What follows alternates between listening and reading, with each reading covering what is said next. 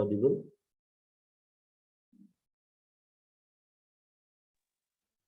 Good evening sir. हाँ, okay, बाकी लोग तो आ नहीं रहे हैं तो शुरू करते हैं अभी। ठीक है, चलिए। सो आज हम बिल्डिंग मटेरियल शुरू कर रहे हैं और बिल्डिंग मटेरियल शुरू करने के लिए सबसे पहले हमें देखना पड़ेगा ब्रिक को। ओके, तो ब्रिक से शुरू करेंगे और हम हर एक बिल्डिंग मटेरियल ब्रिक के बाद हम स्टोन्स को देखेंगे। उसके बाद हमें देखना पड़ेगा सीमेंट और कंक्रीट रिलेटेड जितना भी हमारा मटेरियल्स है सबको हमें एक एक करके देखना पड़ेगा। ओके, तो सबसे पहले हम देखते हैं ब्रिक को। और ब्रिक्स मतलब ये आएगा अंडर क्ले प्रोडक्ट के अंदर, स्ट्रक्चरल क्ले प्रोडक्ट। ओके, तो ब्रिक ही है, लेकिन ये बात भी हमें जानना है कि ब्रिक सिर्फ क्ले से ही नहीं बनता। आजकल आजकल हम अलग अलग तरह का ब्रिक यूज करते हैं। However, in this class we will be talking about those clay bricks. Okay, so let us start. So first let us introduce ourselves with brick. Okay, तो brick क्या होता है कि brick is the oldest structural material या building material हम बोल सकते हैं। Okay, this is the oldest building material.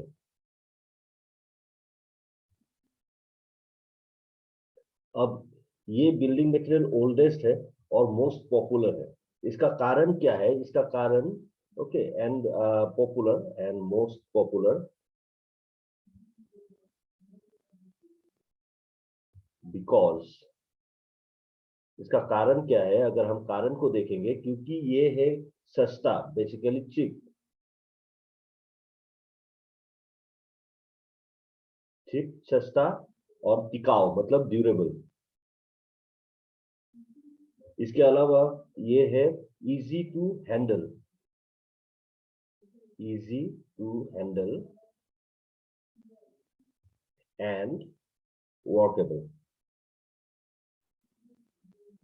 Basically brick को इधर उधर लेके जाना आसान होता है, तो easy to handle.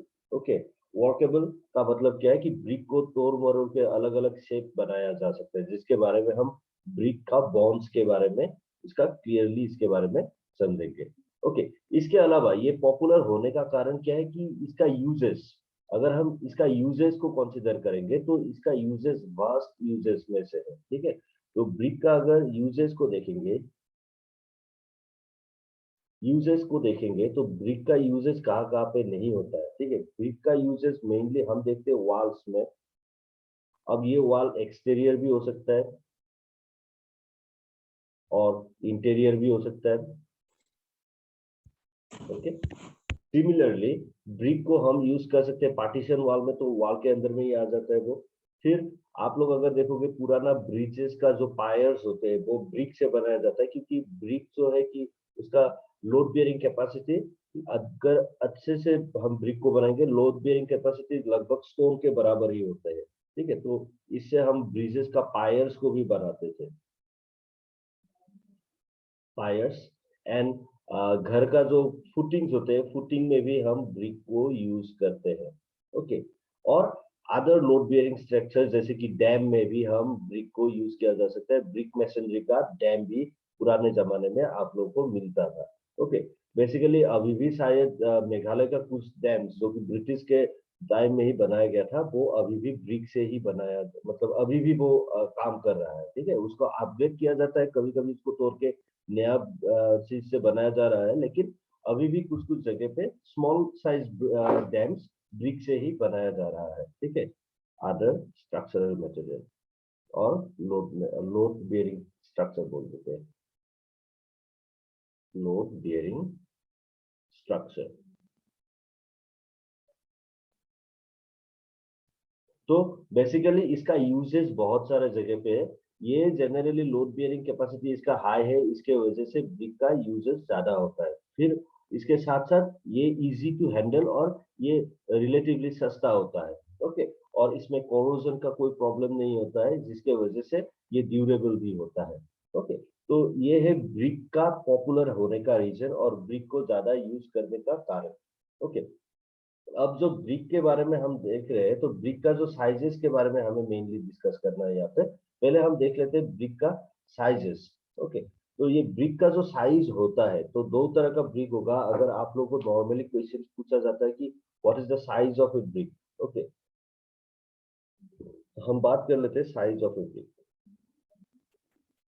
Size of bricks.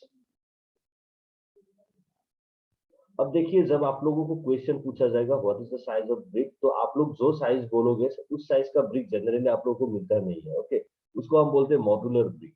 Okay, तो मॉड्यूलर ब्रिक जो है, मॉड्यूलर ब्रिक, मॉड्यूलर ब्रिक का साइज होता है हमारा 19 centimetre bye 9 centimetre bye 9 centimetre. Okay okay, centimetre. और इसका जो साइज का जो मतलब रिलेशनशिप जो है, वो रिलेशन को अगर हम देखेंगे, अगर लेंथ के हिसाब से, लेंथ जो होता है, तो ये लेंथ है, तो लेंथ किस तरह का है, इसका साइज का जो डायमेंशनल फॉर्मूला है उसको देख लेते हैं। फॉर्मूला कुछ इस तरह का है, length of brick is equal to twice the width, of brick plus thickness of mortar, thickness of mortar। Basically हम एक्चुअली 1 सेंटीमीटर का मोटर प्रोवाइड करते हैं, जिसके वजह से थिकनेस ऑफ मोटर ये कंसीडर किया जाता है। ठीक है, लेकिन जब हम मोटर के साथ ब्रिक का साइज को कंसीडर करते हैं, ये ब्रिक का अकेले का साइज है, मोटर के साथ ब्रिक का साइज को कंसीडर करेंगे तो वो साइज थोड़ा सा डिफरेंट हो जाएगा। ओके, वो क्या होता है उसको हम देख लेते हैं अभी फिर से। ओके,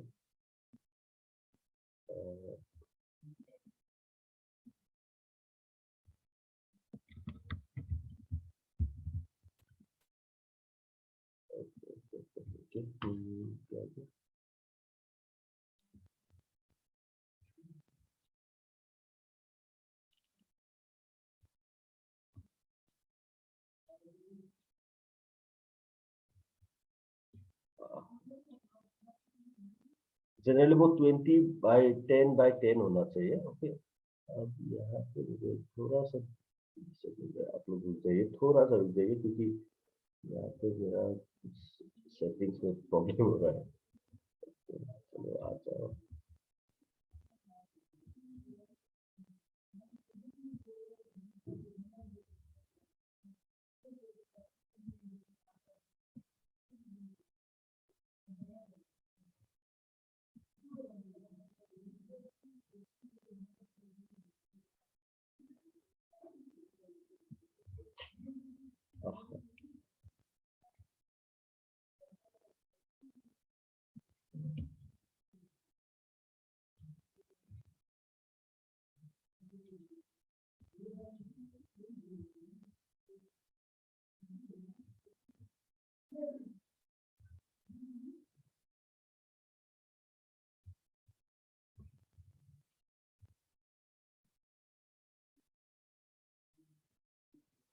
यस, हाँ वापस आ गए हम।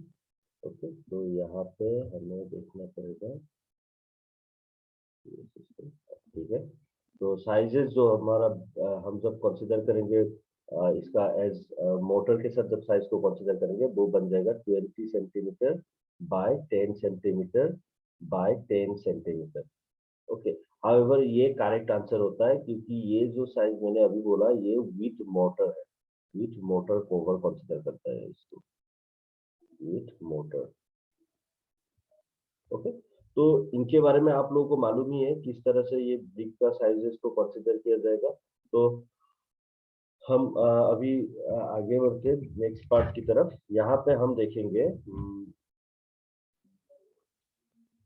okay, तो यहाँ पे अभी हमें देखना पड़ेगा ब्रिक का जो बेसिकली क्लासिफिकेशन है, हम उस क्लासिफिकेशन को देखते हैं, क्योंकि क्वेश्चन में क्लासिफिकेशन के ऊपर बहुत सारा चीज आता है कि फर्स्ट क्लास ब्रिक कैसा होता है, सेकंड क्लास ब्रिक का जो क्वालिटीज होते हैं वो क्या क्या होते हैं। ठीक है, तो नेक्स्ट हम देखते हैं classification of brick.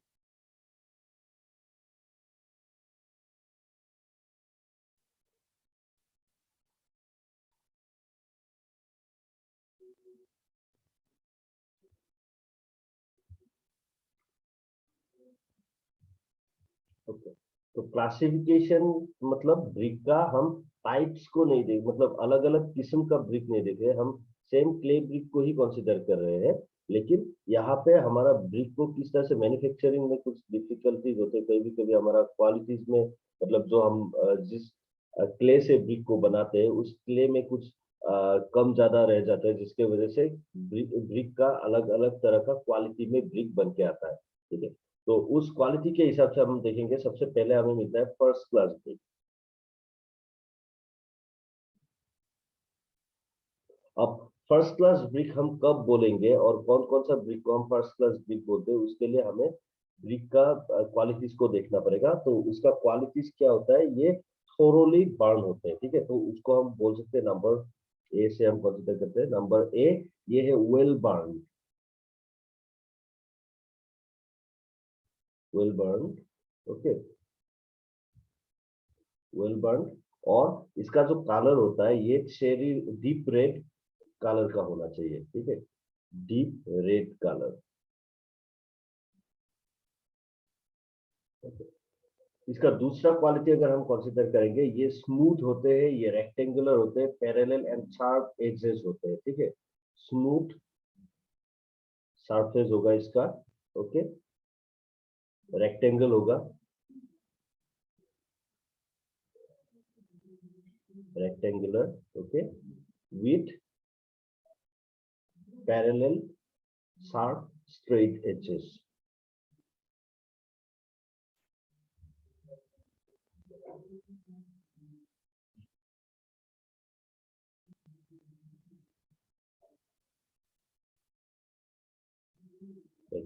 Okay, number C point अगर हम कंसीडर करेंगे तो इसका, इसमें कोई भी क्रैक्स नहीं होना चाहिए। Okay, free from cracks, free from cracks. Okay, फिर इसके अलावा हमें अगर नेक्स्ट पॉइंट को देखना है, इसमें हमें क्या मिलेगा, इसका यूनिफॉर्म टेक्सचर होगा। तो उसका जो टेक्सचर है वो पूरा ब्रिक में एक ही होगा, मतलब ऐसा नहीं कि एक जगह पे कलर थोड़ा अलग है, एक जगह में टच करने से मतलब फील अलग होता है, दूसरे जगह में मतलब फील अलग है। तो ऐसा नहीं होना चाहिए, ये यूनिफॉर्म टेक्सचर होगा। यूनिफॉर्म तब एक अच्छे से सेम यूनिफॉर्म यूनिफॉर्म टेक्सचर तब मिलता है जब वेल बर्न होता है, ये प्रॉपरली बर्न होता है और इक्वली हीट होते हैं। ठीक है, तो इसमें क्या होगा, uniform texture.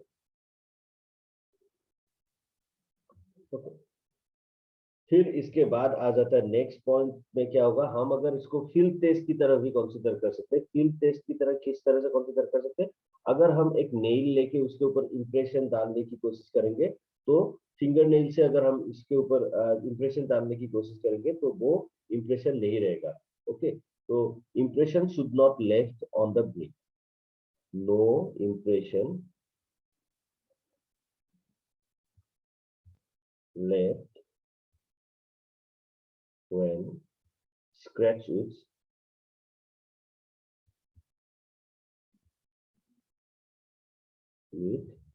fingernail।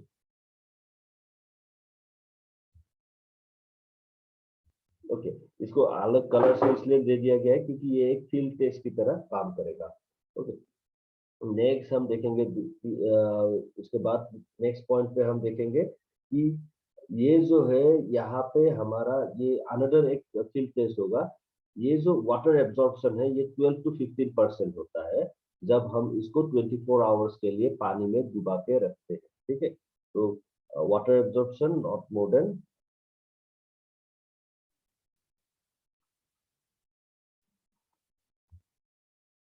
not more than 12 to 15% of its weight when immersed in water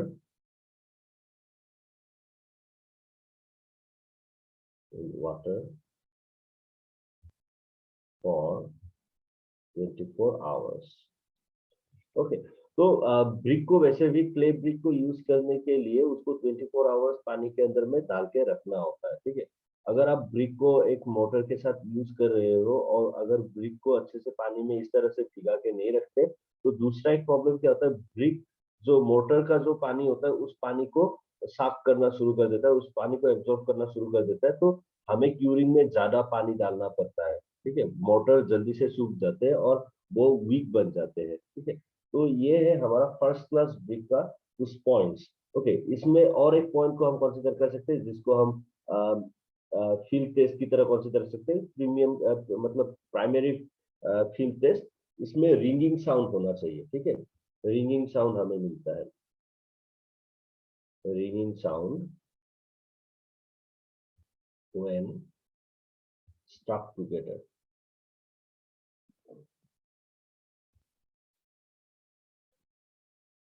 दो ब्रिक को एक साथ अगर हम स्ट्रक करेंगे तो रिंगिंग साउंड होना जरूरी है। ओके, तो कभी कभी इसको मेटेलिक साउंड भी बोला जाता है कि मेटेलिक साउंड होगा अगर हम इसमें इसको हम स्ट्रक करेंगे एक साथ, तो मेटेलिक साउंड हमें मिलता है। ओके, और यहाँ पे जो एक्चुअल टेस्टिंग के हिसाब से हम बोल सकते हैं, वो टेस्टिंग के हिसाब से अगर हम इसको देखना चाहेंगे तो इसको मैं थोड़ा सा डार्क बना के दे देता हूँ। ओके, तो जो इसका क्रॉसिंग स्ट्रेंथ है,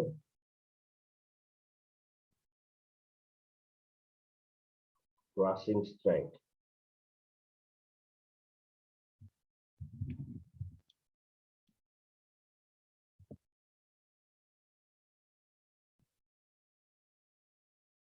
crossing strength not less than, should not be less than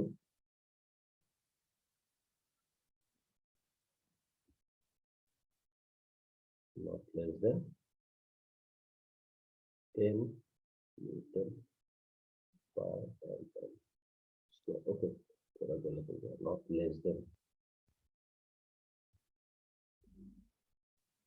ठीक है, should not be less than 10 Newton पर mm स्क्वायर, मतलब जो भी वैल्यू होगा 10 न्यूटन पर mm स्क्वायर से ज्यादा होने वाला है। ओके, तो फर्स्ट क्लास ब्रिक का यूजेस क्या होता है, तो अगर हम देखेंगे फर्स्ट क्लास ब्रिक का यूजेस को अगर हमें देखना है, ओके, तो यूजेस के बारे में देख लेते हैं। यूजेस ऑफ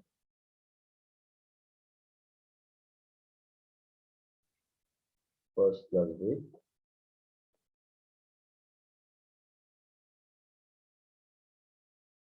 तो हम जनरली इसको एक्सपोज फेस वॉक के लिए, पॉइंटिंग के लिए हम यूज करेंगे। ठीक है, इसका यूज होगा फ्लोरिंग,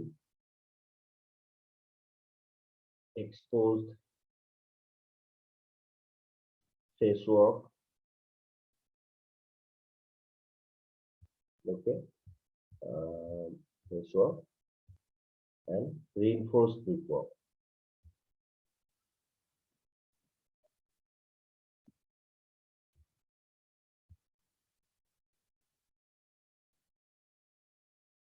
ओके, तो ये फर्स्ट क्लास ब्रिक का प्रॉपर्टीज है। क्या क्या प्रॉपर्टीज है एक बार फिर से देख लेते हैं। ये ऑयल बॉन्ड होता है, डीप रेड कलर का होता है, इसका सरफेस स्मूथ होता है, रेक्टेंगुलर शेप का होता है, और उसका जो एजेस होते हैं वो स्ट्रेट, शार्प एंड पैरेलल होते हैं। ये फ्री फ्रॉम क्रैक्स होते हैं, इसका यूनिफॉर्म टेक्सचर होते हैं। फिर यहाँ पे जो हमने देखा ये टेस्ट मतलब ये पहला ये तीन जो है हमारा फील्ड टेस्ट है कि हम यहाँ पे अगर हम फिंगर नेल से कुछ स्क्रैच करेंगे तो इंप्रेशन नहीं आना चाहिए। Water absorption is not more than 12 to 15। यहाँ पे आप लोगों को एक बता देता हूँ, कहीं कहीं पे इसको 20 भी बोला जाता है। ठीक है, लेकिन 20 का वैल्यू जनरली हम सेकेंड क्लास ब्रिक के लिए कंसिडर करते हैं। Ringing sound when struck together, एक साथ टक्कर लगाने से इसका रिंगिंग साउंड होता है। और इसका एक्चुअल टेस्ट जो है लैब टेस्ट के हिसाब से हम इसका क्रॉसिंग स्ट्रेंथ टेस्ट कर सकते हैं, जो कि 10 न्यूटन पर mm स्क्वायर से कम नहीं होना चाहिए। ओके, ये है फर्स्ट क्लास ब्रिक का क्वालिटीज। ओके, नेक्स्ट हम बात करेंगे सेकंड क्लास ब्रिक के बारे में।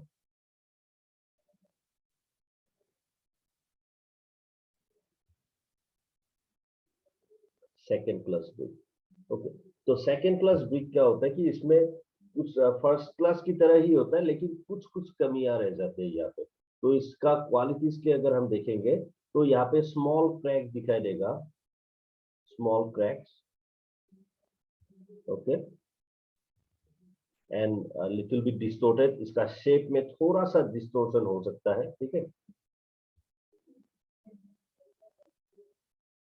डिस्टोर्टेड, ओके, और इसका जो बेसिकली इसका जो वाटर एब्जॉर्प्शन होता है, हमें वाटर एब्जॉर्प्शन को ध्यान में रखना होता है।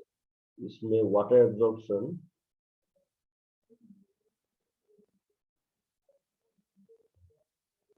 16 to 20% होते हैं। अपना वेट का 16 to 20% वाटर एब्जॉर्ब कर लेगा। और नेक्स्ट जो है इसका क्रॉसिंग स्ट्रेंथ को हम कंसीडर करेंगे।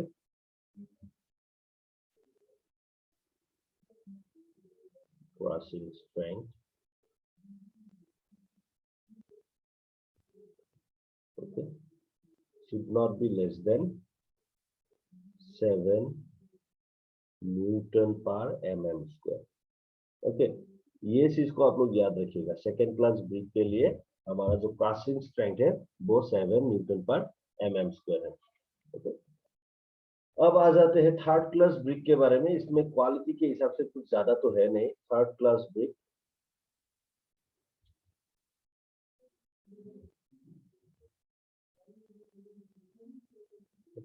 तो थर्ड क्लास ब्रिक क्या होता है, वो लाइट कलर का होता है। ठीक है, तो there of light colour, light colour का होगा। ओके, और जब हम इसको एक दूसरे के साथ स्ट्रक करेंगे तो दाल साउंड निकलता है, दाल साउंड निकलेगा। ओके, और इसका जो वाटर एब्जॉर्प्शन होता है, इसका जो वाटर एब्जॉर्प्शन होता है, वाटर एब्जॉर्प्शन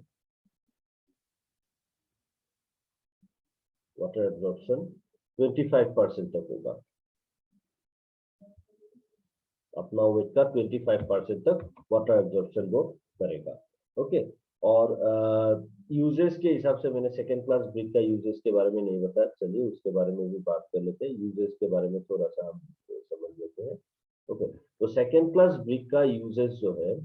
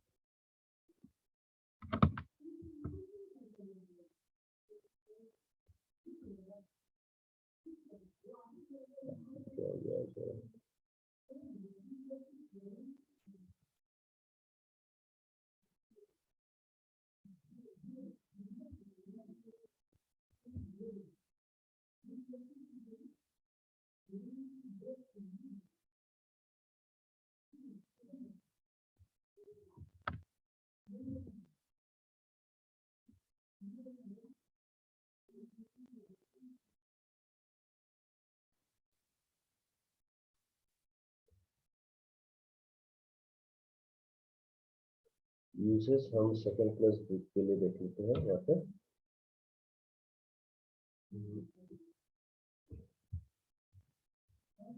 जनरली इसका हिडन मैसनरी वर्क्स के लिए हम यूज कर सकते हैं।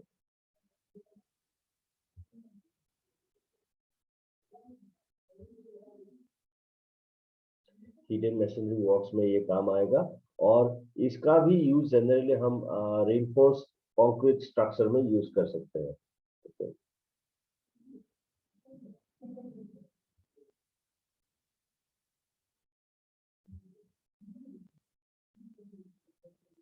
इसको जनरली लोड बेयरिंग स्ट्रक्चर के लिए यूज किया नहीं जाएगा। ओके, फिर थर्ड क्लास ब्रिक का जो यूजेस है,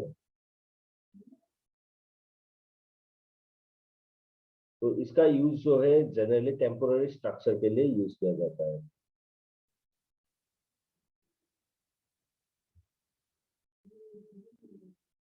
टेम्पोररी स्ट्रक्चर के लिए इसका यूज किया जाएगा। इसके अलावा भी हमें और एक टाइप मिलता है जो हम बोलते हैं फोर्थ क्लास ब्रिक। ओके, इसका एकदम ही कम यूज है, स्ट्रक्चरल ब्रिक की तरह इसको कंसीडर किया ही नहीं जाता। ये कॉम्प्लीटली इसका स्ट्रक्चर मतलब इसका ब्रिक जैसा ये नहीं लगता, ये पूरा तेरा मेरा बन के निकल के आता है। ओके, तो इसका जनरली यूज एकदम ही कम होता है। तो इसको जैसे कि समझ लीजिए ये बालास्ट की तरह यूज किया जाएगा, मतलब पत्थर की तरह यूज किया जाएगा, जो कि मतलब जस्ट मिट्टी में मिलाने के लिए हम यूज करते हैं fourth class brick.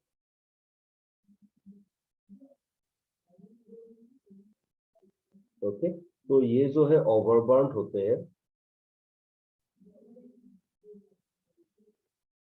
overburned, okay, badly distorted,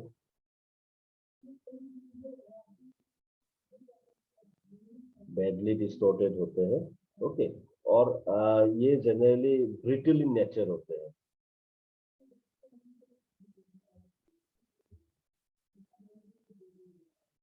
okay, मतलब ज्यादा मतलब जोर देने से ये टूट जाता है, ओके, थोड़ा मतलब ज्यादा प्रेशर पड़ने से ही ये टूट जाते हैं। और इसका जो मतलब यूज के हिसाब से हम कंसीडर करेंगे तो बेसिकली इसको फाउंडेशन के नीचे, मतलब समझ लीजिए फाउंडेशन बनाने के लिए नहीं, फाउंडेशन का जो नीचे वाला पोर्शन के लिए बेसिकली सब ग्रेड में इसका यूज होता है, ठीक है, ओके, इसको हम कंसीडर करेंगे और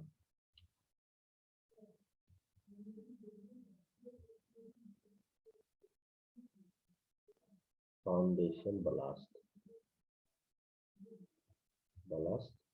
ओके, और एंड रोड मेटल की तरह भी यूज किया जाता है, ओके। बाय द वे याद रखिए ये जो रोड मेटल बोला गया है ये हाईवे के लिए यूज नहीं कर, इसको जस्ट एक मतलब वेरी लेस इंपॉर्टेंट रोड के लिए इसको यूज किया जाएगा। तो ब्रिक को फेंकने का कोई जगह नहीं है, रास्ते में फेंक के इसको मतलब एक सॉइल की तरह ही यूज किया जाता है, या सबवेद में इसको यूज किया जा सकता है, okay. So these are the types of bricks, okay, या क्लासिफिकेशन ऑफ ब्रिक्स, ओके। अब ये जो है ब्रिक का अलग अलग साइजेस होते हैं, ब्रिक का अलग अलग मतलब कॉम्प्रेसिव स्ट्रेंथ के हिसाब से इसका मतलब हमारा इंडियन स्टैंडर्ड कोड से इसका कुछ मतलब क्लासिफिकेशन भी है, उस क्लासिफिकेशन को हम देख लेते हैं अभी, ठीक है। तो मैं आप लोगों को एक टेबल दे रहा हूँ और उस टेबल से आप लोगों को बेसिकली ये मिलेगा, ठीक है।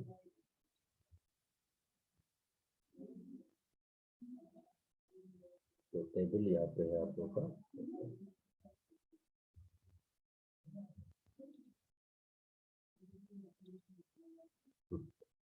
तो यहाँ पे देख सकते हैं ये अलग अलग क्लास होते हैं, ये अकॉर्डिंग टू आईएस कोड हमें अलग अलग तरह का क्लासेस को हम कंसिडर कर सकते हैं यहाँ पे, ठीक है। तो ये क्लासिफिकेशन अलग अलग क्लास का होता है और उसका जो क्लासिफिकेशन होता है according to their load carrying capacity से इस क्लासिफिकेशन को देखा जाता है, ओके। सर इसको याद करना है क्या? नहीं नहीं नहीं, एकदम नहीं, ये जस्ट जानने के लिए, याद करना तो आप लोग को ये ऊपर वाला क्लासिफिकेशन की ओर याद करना है ये चीज, ओके। फर्स्ट क्लास का जो 10 न्यूटन पर एम एम स्क्वायर है ये याद कीजिए, सेकंड क्लास का 7 न्यूटन पर एम एम स्क्वायर है ये याद कीजिए, फर्स्ट क्लास का जो मैंने क्वालिटीज दिया उस क्वालिटीज को देख लीजिए, वाटर एब्जॉर्प्शन याद करने की जरूरत है, लेकिन इसको जस्ट मैं आप लोग का इंफॉर्मेशन के लिए आप लोग को दे रहा हूँ, ओके। तो आप लोग जानते हो क्लासेस क्या क्या हो सकता है, 35 से शुरू होता है, 3.5 तक ये आगे बढ़ेगा, ठीक है। तो ये है हमारा क्लासिफिकेशन, जस्ट आप लोगों को जानने के लिए, कभी अगर क्वेश्चन में मतलब तो क्वेश्चन में तो नहीं आएगा, लेकिन जस्ट इन्फॉर्म रहिए, तो कभी कभी काम में आ भी सकता है, इसीलिए, ओके। अब ब्रिक का जो यूज होता है on the basis of use, उसके हिसाब से भी इसका क्लासिफिकेशन होता है। ये जो हमने क्लासिफिकेशन किया, ये जो ब्रिक का क्लासिफिकेशन है, ये classification according to IS code है, और ये strictly depending upon load carrying capacity. ये ब्रिक का अलग अलग क्वालिटीज शेप के हिसाब से हम इस क्लासिफिकेशन को करते हैं, ठीक है। ये फील्ड क्लासिफिकेशन है, ये क्लासिफिकेशन को फील्ड क्लासिफिकेशन बोलेंगे, मतलब अपने कुछ कंस्ट्रक्शन कर रहे हो तो ब्रिक एकदम ट्रक से ब्रिक आ रहे हैं तो आप ब्रिक को क्लासिफाई कर पाओगे कि ये ब्रिक को यूज नहीं करेंगे, ये वाला ब्रिक को यूज करेंगे, दैट इज योर क्लासिफिकेशन, इसको हम बोलेंगे फील्ड क्लासिफिकेशन। ये है हमारा आईएस क्लासिफिकेशन। नेक्स्ट है classification on the basis of uses, okay. अब मैंने ऑलरेडी यूज के बारे में बताया है, लेकिन ये थोड़ा सा अलग है, ओके। तो इसको थोड़ा देख लेते हैं, on basis of use, okay. तो यहाँ पे हमें क्या मिलेगा, फर्स्ट मिलेगा कॉमन ब्रिक।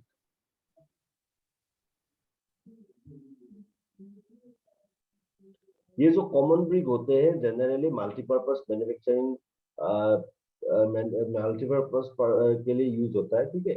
और ये जो है इसका एपियरेंस के हिसाब से इसको कंसिडर किया जाता है, मतलब इसका स्ट्रेंथ अलग अलग हो सकता है और इसका ड्यूरेबिलिटी भी अलग अलग हो सकता है, लेकिन इसको बेसिकली इकोनॉमिकली प्रोड्यूस किया जाता है। ओके, तो they are economically produced,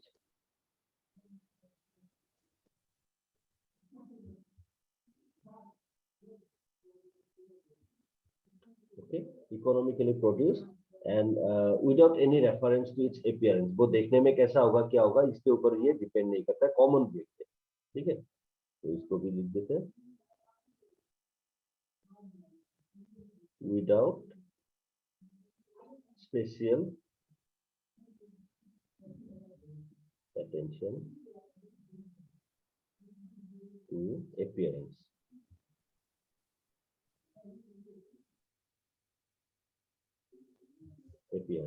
okay, और इसका जो स्ट्रेंथ एंड ड्यूरेबिलिटी अलग अलग हो सकता है, ठीक है। तो ऐसा नहीं कि कॉमन ब्रिक है तो सभी का सेम स्ट्रेंथ होगा, नहीं, कॉमन ब्रिक का स्ट्रेंथ एंड ड्यूरेबिलिटी अलग होता है, ठीक है।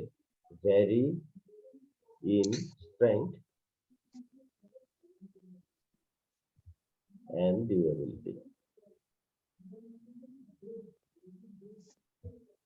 ओके, नेक्स्ट जो है वो है फेसिंग ब्रिक। फेसिंग ब्रिक, अब नाम से आप लोगों को पता लग गया होगा, फेसिंग ब्रिक जनरली अपीयरेंस को देख के बनाया जाता है, ठीक है। तो ये अच्छा दिखना इसका काम है, इसको जब बनाया जाता है इसको बहुत ही डेलिकेटली बनाया जाएगा, इसको मोल्डिंग जब किया जाएगा बहुत ही डेलिकेटली, उसके लिए अलग मोल्ड होगा और उसको बहुत ही मतलब अच्छे से मैन्युफैक्चर किया जाएगा, ठीक है। ये प्राइस होते हैं इसका ज्यादा, और इसको जनरली आर्किटेक्चरल एंड अपीयरेंस के लिए हम कंसिडर करते हैं, ठीक है। ये कॉम्प्लीटली जस्ट आर्टिफिशियल, मतलब ये आर्किटेक्चरल के लिए ही हम इसको यूज करते हैं। ओके, आर्किटेक्चरल यूज के लिए यूज किया जाता है, तो बेसिकली हम क्या बोल सकते हैं इसको, it has good appearance,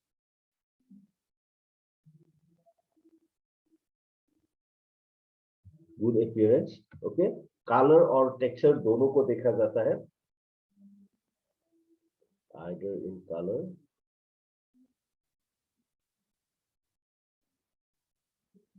texture.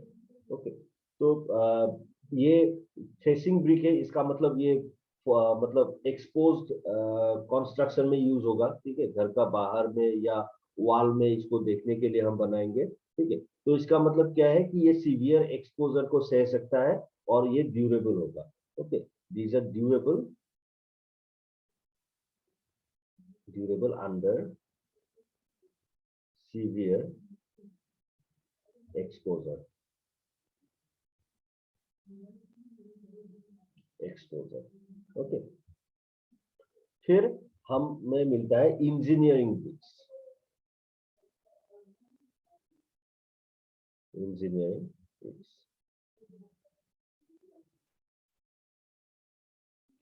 Okay, तो they are very strong, impermeable,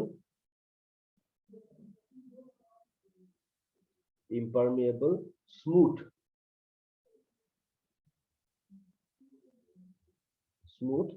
okay, properly molded या table molded,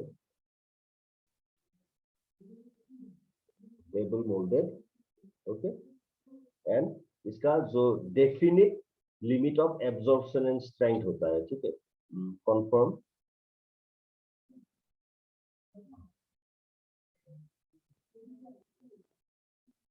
definite limit of strength।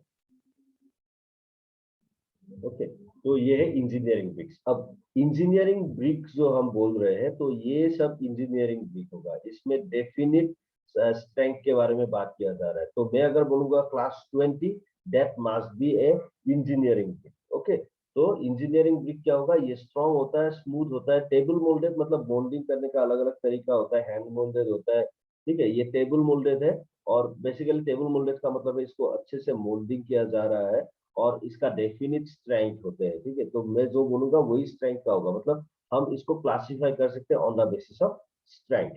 Okay, तो ये सब है हमारा ब्रिक का टाइप्स क्लासिफिकेशन, अलग अलग तरह का ब्रिक का classification.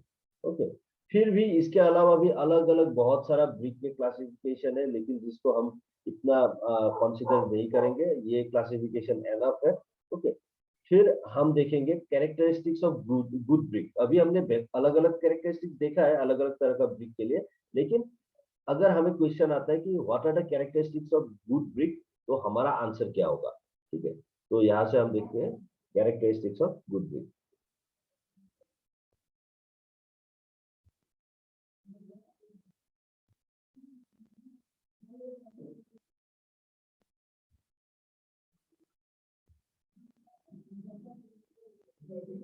Good bricks.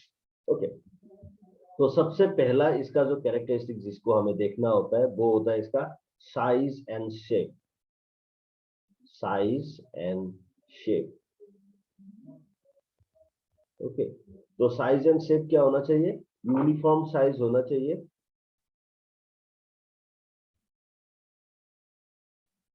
Okay, and plan होना चाहिए। ओके, उसके साथ रेक्टेंगुलर,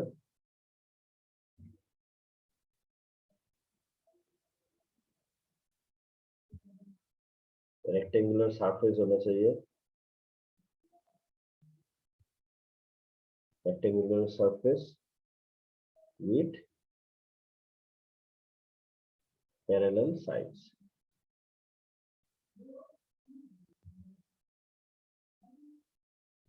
ओके, तो बेसिकली ये हमारा फर्स्ट क्लास ब्रिक का हम जो क्वालिटीज है उसी को हम दोहरा रहे हैं यहाँ पे। Okay, colour. कलर ऑब्वियसली इसका डीप रेड होना चाहिए, डीप रेड और copper colour.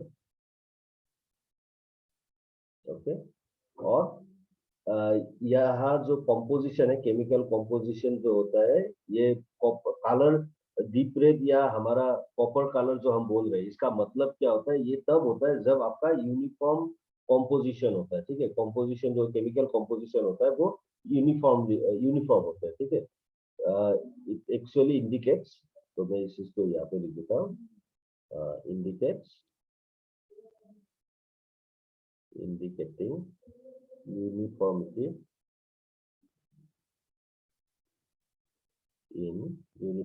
in chemical composition।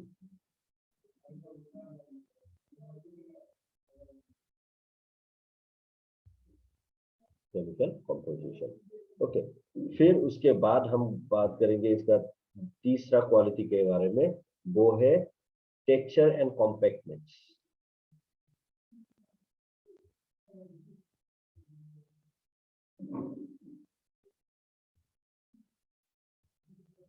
Okay, तो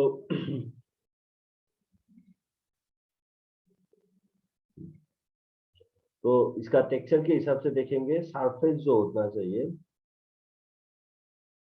surface should have some texture. Okay, एकदम स्मूथ नहीं होना चाहिए। एकदम स्मूथ होगा तो क्या होगा कि हमारा जो मोटर है वो स्लिप हो जाएगा यहाँ से। ठीक है, मोटर इसको अच्छी तरह से पकड़ नहीं पकड़ेगा नहीं, तो दैट इज वाई एकदम स्मूथ नहीं होना चाहिए। हम ऑलरेडी स्मूथ वर्ड को यूज कर रहे हैं, लेकिन वो टोटली स्मूथ को नहीं समझा रहे। वो स्मूथ का मतलब ये समझा रहे कि हर तरफ एक ही तरह का टेक्सचर जनरली हम कंसिडर कर रहे हैं। ठीक है, तो सम texture, have some uniform texture लिख देते हैं, uniform texture। okay,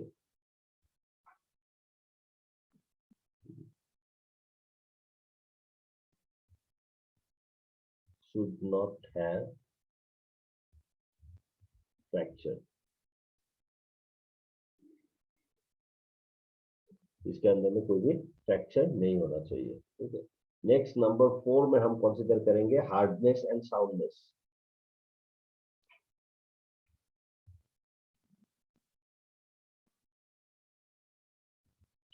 hardness and soundness.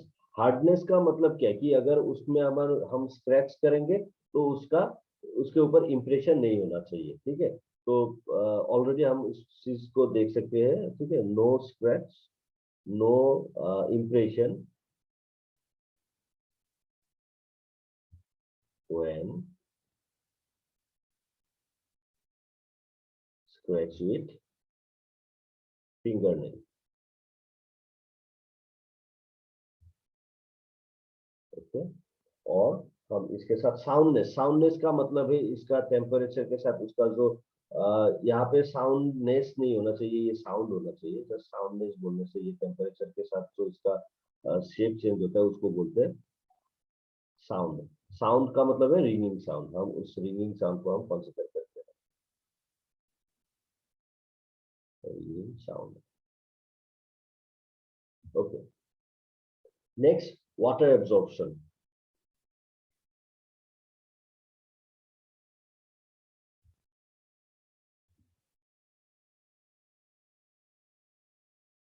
Water absorption already first class brick के लिए हमने कंसीडर किया 10% तक वाटर एब्जॉर्ब कर सकते हैं, सॉरी 12 to 15% तक। लेकिन हम सेकेंड क्लास ब्रिक को भी गुड ब्रिक कंसीडर कर सकते हैं, ठीक है।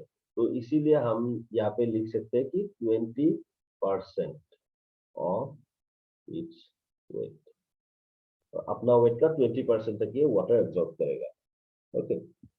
फिर इसके अलावा जो ब्रिक आर्ट्स जो हम इस यूज करेंगे,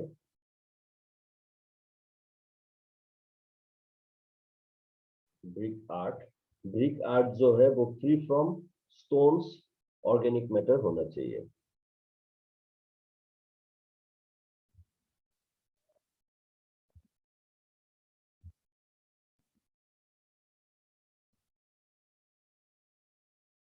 ओके, तो ये है हमारा ब्रिक का, गुड ब्रिक का कैरेक्टरिस्टिक्स, ओके।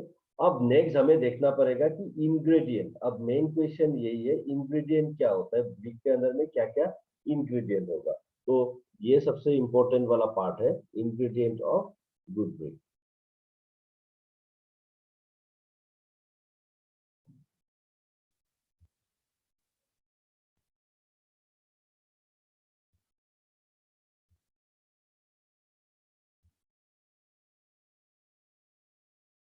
इस पार्ट में अलग अलग तरह का आंसर मिलता है। हम यहाँ पे कुछ चीजों को मतलब डिटेल में देखेंगे। अगर आप लोग डिटेल में नहीं देखना चाहते हो तो सिंपल भी है यहाँ पे देखने के लिए, लेकिन हम पहले डिटेल में देखते हैं, फिर उसके बाद हम सिंपल पार्ट को कंसीडर करेंगे। मतलब सिंपल पार्ट में क्या क्या होगा उसको हम बाद में देख लेंगे, ठीक है। तो पहले हम बात करते हैं कि इसका डिटेल में हम देखते हैं कि क्या क्या यहाँ पे होना चाहिए। ओके, सबसे पहले है सिलिका। सिलिका, सिलिका का परसेंटेज 50 to 60% होता है ब्रिक के अंदर में, ओके। फिर आता है एल्यूमिना, एल्यूमिना 20 to 30% तक होना चाहिए। फिर आता है लाइम, लाइम 10%, ओके। इसके अलावा मैग्नीशियम, फेरिक ऑक्साइड एंड एल्कालीज होना चाहिए, ओके। तो इसको थोड़ा सा अलग कैटेगरी में बना देते हैं अभी।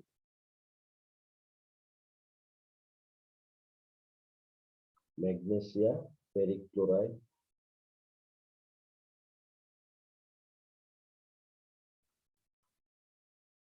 Ferric chloride, sorry ferric chloride नहीं, ferric oxide, oxide, ferric oxide and alkalis, okay. तो एल्कालीज होना चाहिए less than 10%, ferric oxide less than 7% और मैग्नीशिया लेस देन 1%, ओके। तो बेसिकली ये सब चीजें हमें चाहिए अगर हम ब्रिक के बारे में बात करें, गुड ब्रिक के बारे में। लेकिन एज ए होल अगर हम राफली अगर हम कंसिडर करेंगे तो हम इस तरह से बोल सकते हैं कि silica 50 to 60%, alumina 20 to 30%, lime 10%, okay. कोई कोई जगह पे 4 to 5% भी यूज किया जाता है, ओके। फिर ऑक्साइड ऑफ आयरन मतलब फेरिक ऑक्साइड, ये 5 to 6% लिखा जाता है कहीं कहीं कहीं पे, और मैग्नीशियम 1%। तो एल्कालिस के बारे में ज्यादा मतलब बोला नहीं जाता, ठीक है। लेकिन आप लोग को ये सारा का सारा याद करके रखना चाहिए। मेनली ये तीनों बहुत इंपॉर्टेंट है।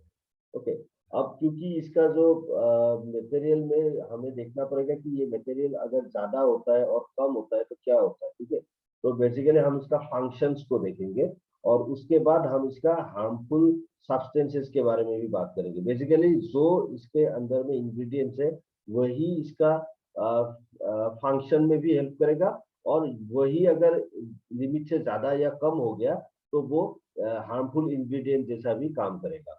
ओके, तो हम बात करेंगे पहले functions of ingredients.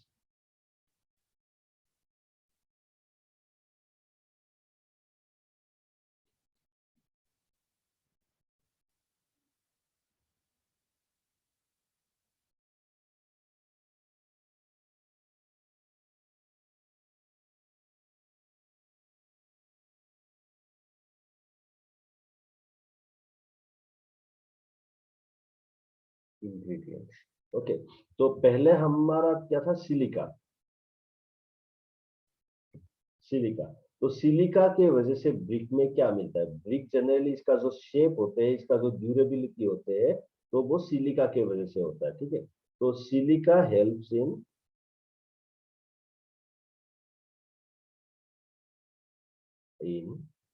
Retain shape, and imparts durability,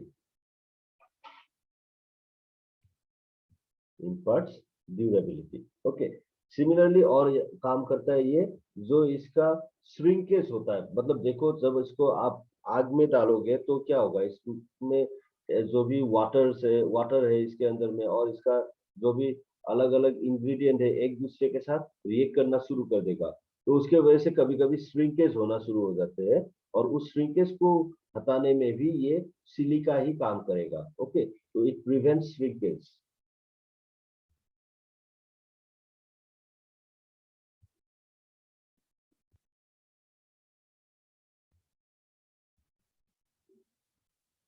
Shrinkage, okay, and warping, WARPING, warping, okay। warping का मतलब क्या है कि इसका शेप, मतलब ये तेरा मेरा हो जाता है। तो सिलिका अगर आप प्रॉपर अमाउंट पे डालोगे तो तेरा मेरा नहीं होता। ओके, अब ये अगर ज्यादा अमाउंट पे रह गया, एक्सेस अमाउंट पे रह गया, एक्सेस अमाउंट पे होने पर ये क्या करेगा उसके बारे में भी हम देख लेते हैं।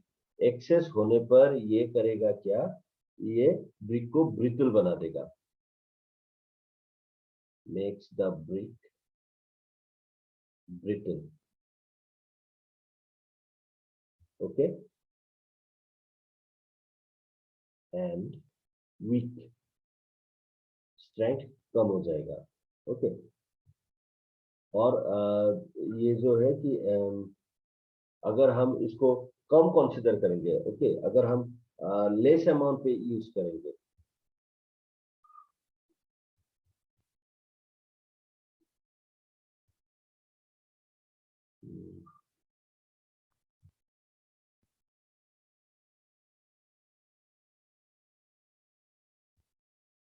okay? तो बेसिकली एक्सेस होने पर ये ब्रिटल एंड वीक बना देगा, और अगर हम लेस अमाउंट पे यूज करेंगे, इसको लेस लिख देते हैं, लेस अमाउंट पे यूज करेंगे तो ये क्या बना देगा, ये ब्रिक का जो श्रिंकेज कर देगा। ओके, imparts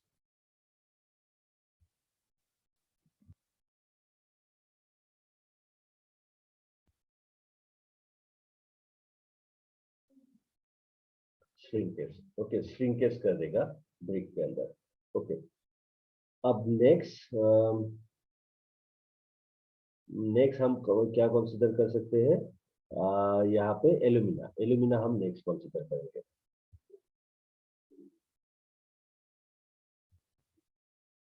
तो एल्यूमिना किस काम में हेल्प करते हैं, ठीक है। तो बेसिकली ये जो होता है वाटर और मतलब वाटर को एब्जॉर्ब करते हैं और क्ले को हार्ड बनाते हैं, ठीक है।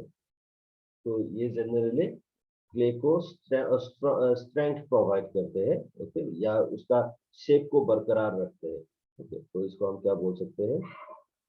Absorbs water and renders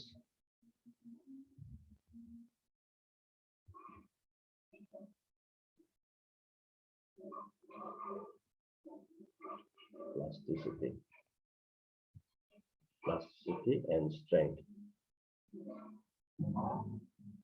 okay, अगर ये भी एक्सेस अमाउंट पे यूज करेंगे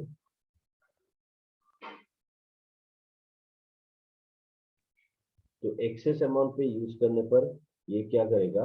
बेसिकली ये क्रैक लेके आएगा। ओके, तो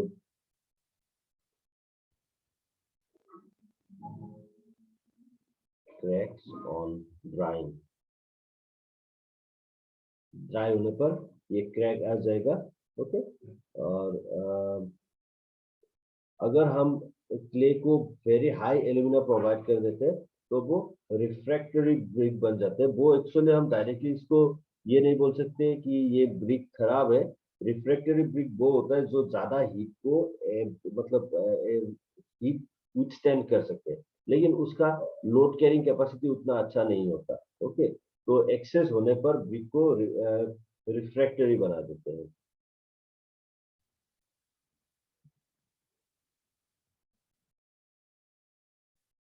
रिफ्रैक्टरी।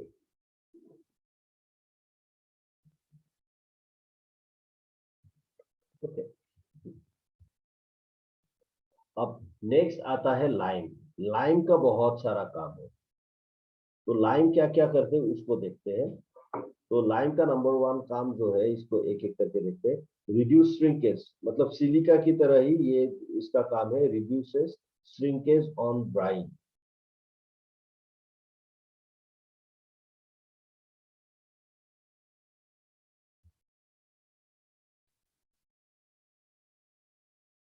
ओके, नंबर बी हम उसको कंसिडर करेंगे। तो ये जो होता है कि सिलिका को अच्छे से मेल्ट होने पे ये हेल्प करता है। ठीक है, helps silica to melt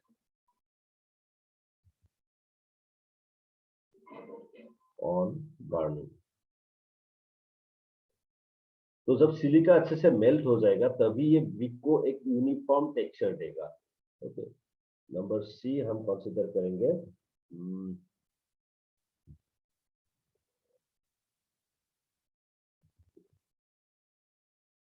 okay, lowers the fusion point.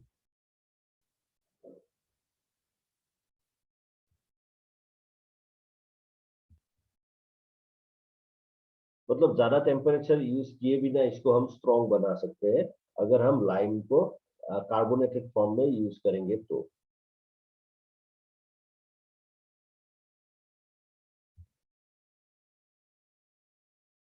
Lime को कार्बोनेटेड फॉर्म में अगर यूज करेंगे तो इसको, इसका जो फ्यूजन पॉइंट है वो लोअर हो जाएगा। फ्यूजन पॉइंट मतलब जो ब्रिक का जो अलग अलग इंग्रेडिएंट्स है वो मेल्ट होता है ना, तो उस मेल्टिंग पॉइंट को हम नीचे लेके आ सकते हैं। तब मतलब आपको कम फ्यूल में आप ज्यादा ब्रिक को बना सकोगे।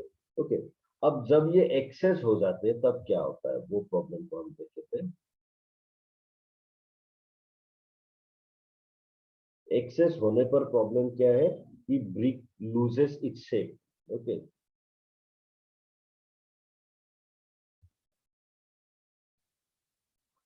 फिर अम,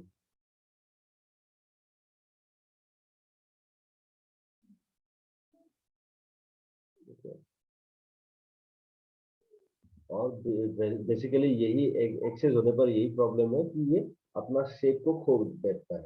ओके, फिर बात करते हैं मैग्नीशिया के बारे में।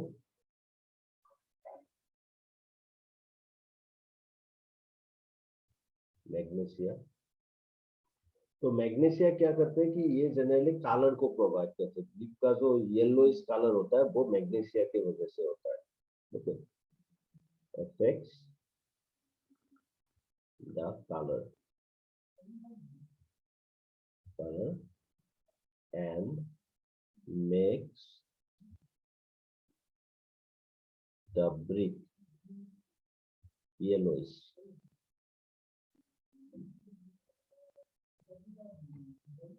ओके।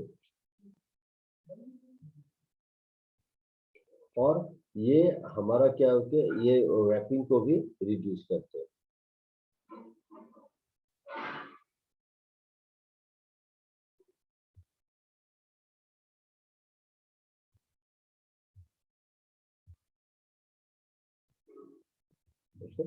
वॉकिंग में भी ये काम करते हैं। ओके।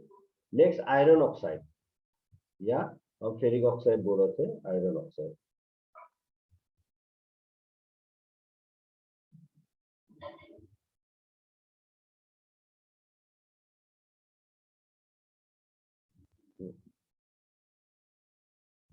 तो आयरन ऑक्साइड 7% होना चाहिए था, और अगर हम 7% के अंदर में कंसीडर करेंगे आयरन ऑक्साइड, तो ये क्या करेगा, रेड कलर का जो ब्रिक का जो रेड कलर होता है वो आयरन ऑक्साइड की वजह से होता है। Okay. imparts red color to the brick। Okay. फिर ये और हेल्प करता है, ये इम्पार्मेबिलिटी एंड ड्यूरेबिलिटी को इंक्रीज करते हैं।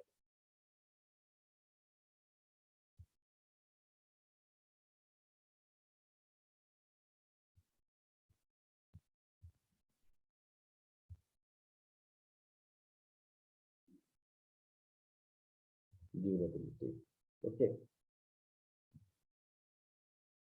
ये भी फ्यूजन पॉइंट को लोअर करते हैं।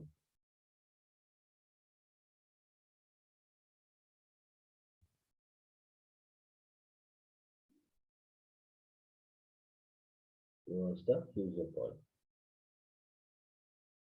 फिर स्ट्रेंथ एंड हार्डनेस को भी ये प्रोवाइड करते हैं।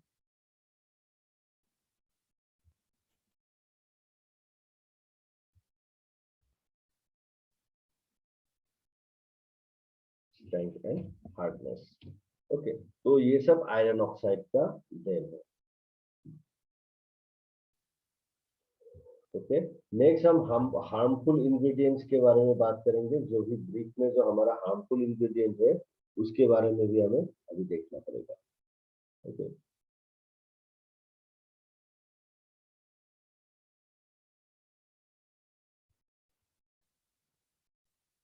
तो नेक्स्ट हेडिंग को कंसीडर कर लेते हैं एज हार्मफुल इंग्रेडिएंट्स।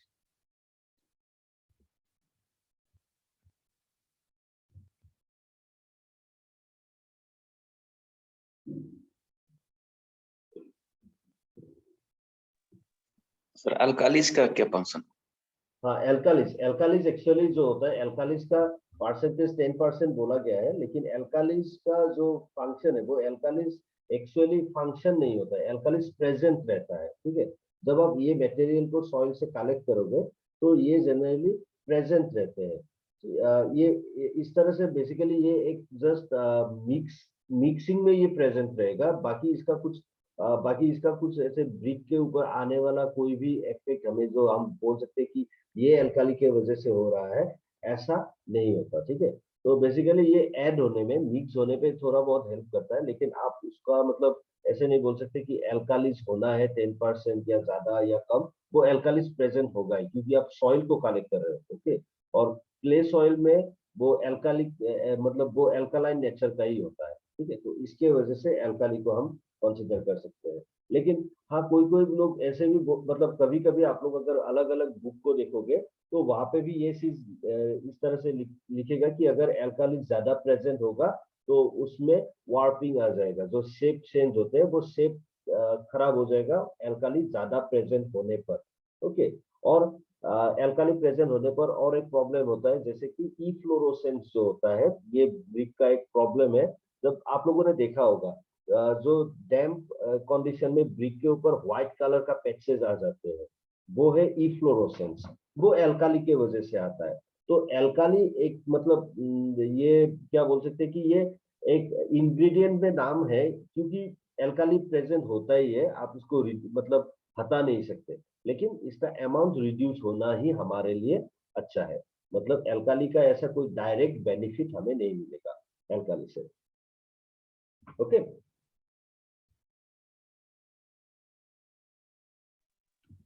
Okay.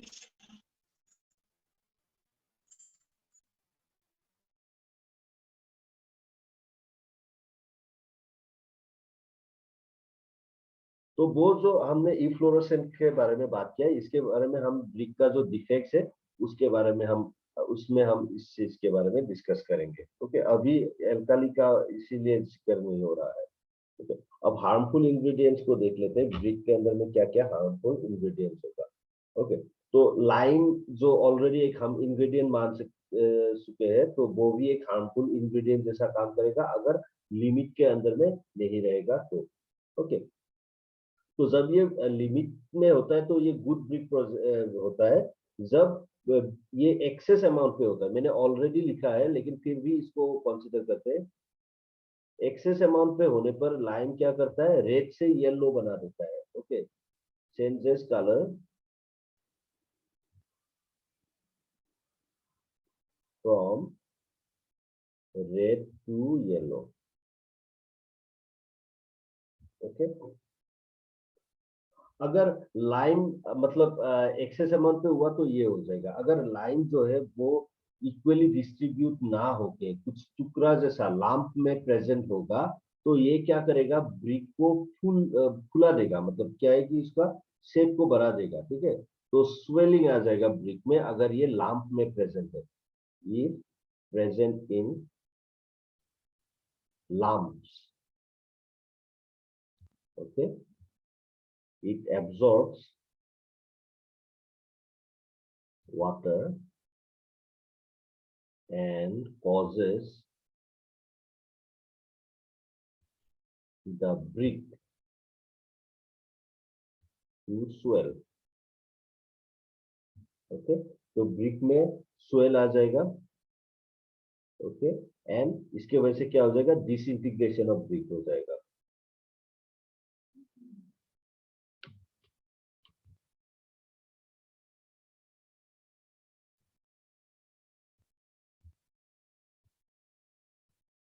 इसके लिए ब्रिक टूट जाएगा।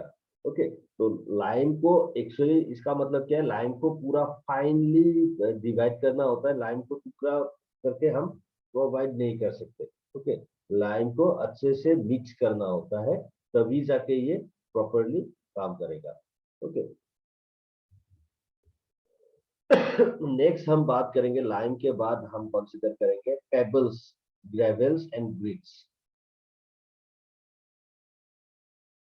मतलब छोटा पत्थर, थोड़ा बड़ा पत्थर। ग्रेवल मतलब बड़ा पत्थर, पेबल्स मतलब छोटा पत्थर, and grit. Grit generally organic material जैसा होता है। ओके, ऑर्गेनिक मटेरियल अगर इस तरह से होगा तो बेसिकली क्या करेगा, पेबल्स और ग्रेवल के वजह से क्रैक आ जाता है।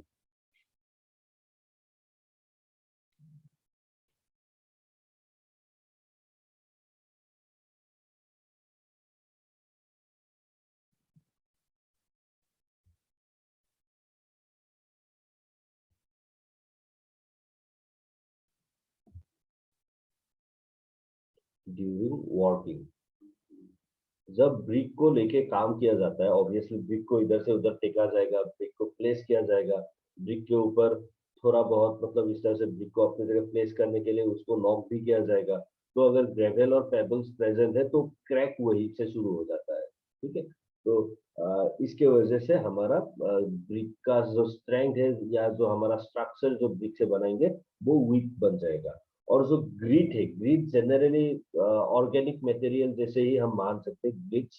ओके, बेसिकली ग्रीट जनरली ये ऑर्गेनिक मटेरियल ही है। ओके, क्ले तो नहीं बोल सकते क्योंकि क्ले हमारे लिए इम्पोर्टेंट है। ओके, तो वो जनरली डार्क कलर का होता है और इसके वजह से अपीयरेंस में प्रॉब्लम आ जाता है, मतलब ब्रिक के ऊपर दाग रहेगा। ओके, तो इसको हम क्या बोल सकते हैं कि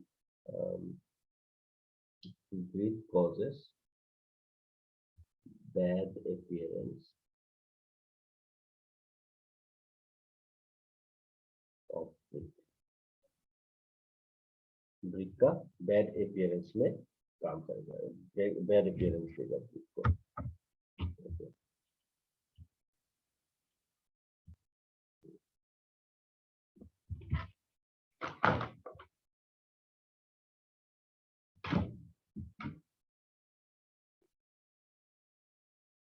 ओके, पेबल्स हो गया। अब नेक्स्ट हम बात करेंगे दूसरा, इस तरह से हमारा जो भी प्रॉब्लम है, एल्कालीज। एल्कालीज जो है ऑलरेडी मैंने बोला था, एल्काली प्रेजेंट होना ही है, मतलब होगा ही होगा, लेकिन एल्काली अगर ज्यादा होगा तो क्या प्रॉब्लम होगा, अब एल्काली के बारे में बात करते हैं। Alkalis, okay.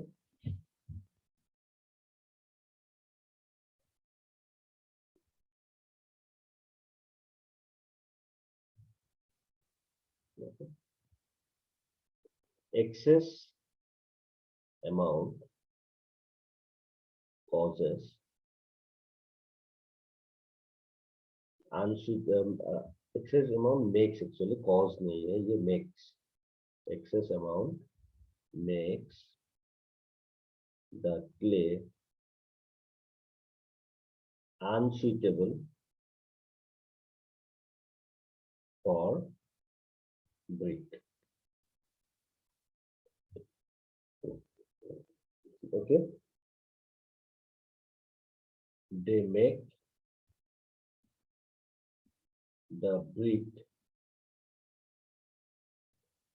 unsymmetrical, या इसका जो शेप में डिफरेंस ला देते हैं, अनसिमेट्रिकल। ओके, और अगर हम इसको मॉइस्चर के कॉन्टेक्ट में लाया, अगर एक ब्रिक में अल्काली प्रेजेंट है और ये मॉइस्चर के कॉन्टेक्ट, मॉइस्चर के टच में आ जाता है, मॉइस्चर के कॉन्टेक्ट में आ जाते हैं, तो ये क्रिस्टल फॉर्म कर देते हैं, और क्रिस्टल फॉर्म करके इसको बाहर की तरफ वो निकलना होता है, इसको इफ्लोरोसेंस बोलते हैं। ठीक है, इस चीज को मैं लिख देता हूँ, व्हाट इज इफ्लोरोसेंस, यहाँ पे एक क्वेश्चन आ जाता है। ठीक है, तो मैं एज ए नोट की तरह इस पार्ट को मैं लिख देता हूँ। Okay, when brick with high amount of alkali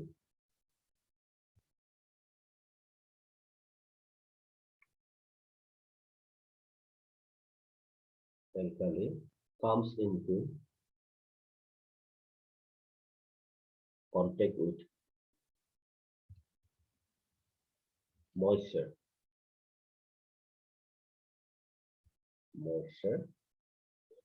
it forms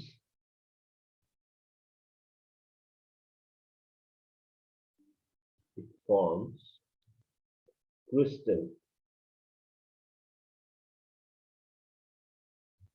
absorbing water। पानी को सोख के ये क्रिस्टल बन जाता है, लेकिन पानी तो हमेशा नहीं रहेगा, अगर वो ड्राई हो गया। Okay, on drying, okay, the moisture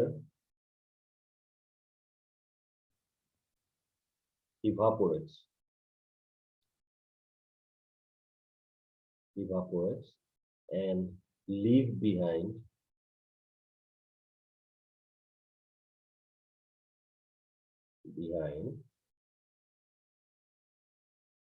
white powder deposit,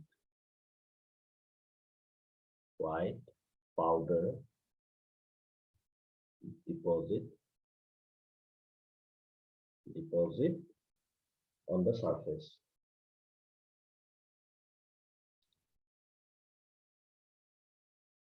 Okay, this, it is called efflorescence, EFLORESCENCE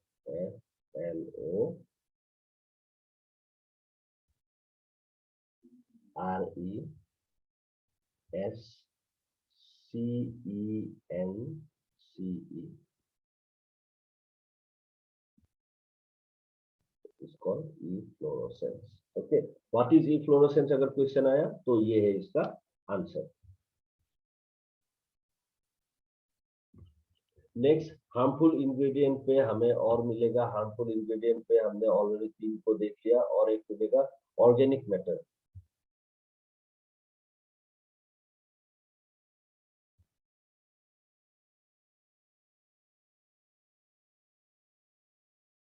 organic matter, तो बेसिकली ब्रिक को ये ग्रीन कलर का बना देते हैं।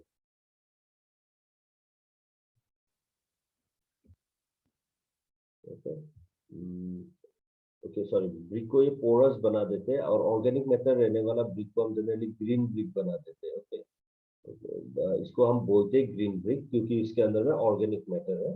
ओके, लेकिन वो इम्पोर्टेंट नहीं है। ये बेसिकली क्या करते हैं, ऑर्गेनिक मैटर क्या होता है जनरली जलने वाला चीज में होता है। जनरली आग लगने पर ये जल जाते हैं, ठीक है। तो ऑर्गेनिक मैटर जब जल जाते हैं तब वो क्या करेगा, अपने जगह को खाली छोड़ के चला जाएगा, तो ब्रिक को पोरस बना देगा। Next, okay,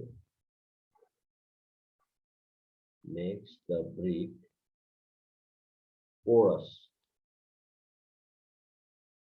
okay, porous, hence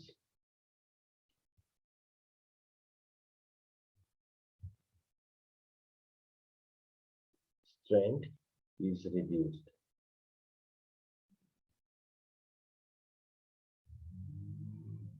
Reduced, okay. तो बेसिकली ये सब है। इसके अलावा भी हमारे पास सल्फर, अगर सल्फर प्रेजेंट होगा तो क्या होगा,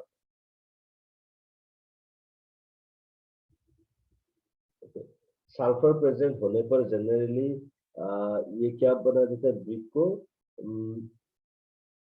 जो इसका जो बर्निंग टाइम जो होता है, ठीक है, बर्निंग टाइम वो इंक्रीज कर देते हैं, ठीक है। और ब्रिक के ऊपर स्पॉन्जी स्वेलिंग स्ट्रक्चर बना देता है। Okay, increases the fusion time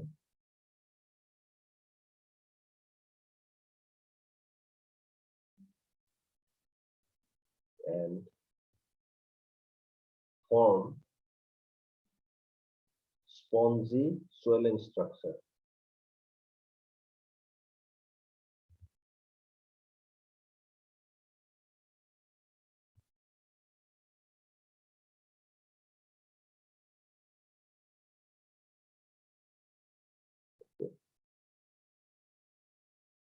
sulphur की वजह से ये होता है। और अगर ज्यादा वाटर प्रेजेंट हुआ तभी भी प्रॉब्लम हो जाएगा। इसीलिए ब्रिक को अच्छे से मतलब ड्राई किया जाता है। अगर वाटर ज्यादा होगा तो क्या होगा, वाटर कम हो जाने पर ब्रिक का जो शेप है वो कम हो जाएगा, वो श्रिंक करेगा। ओके,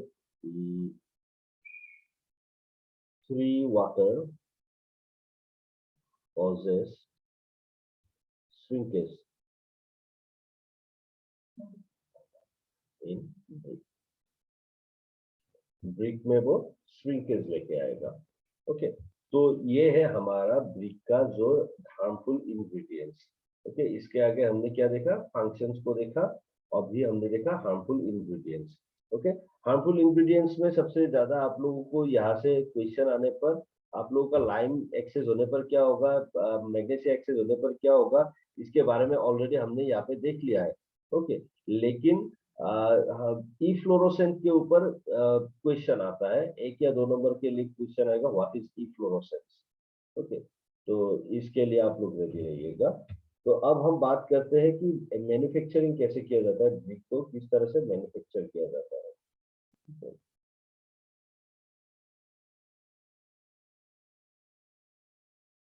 तो manufacturing of brick,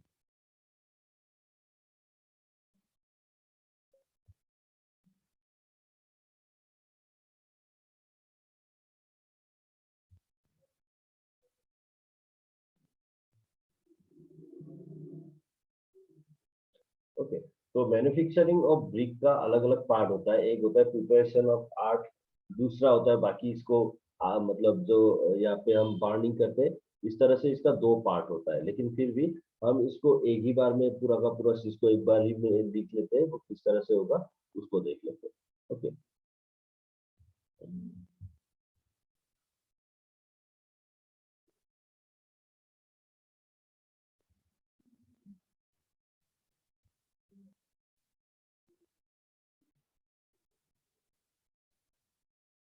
digging, weathering,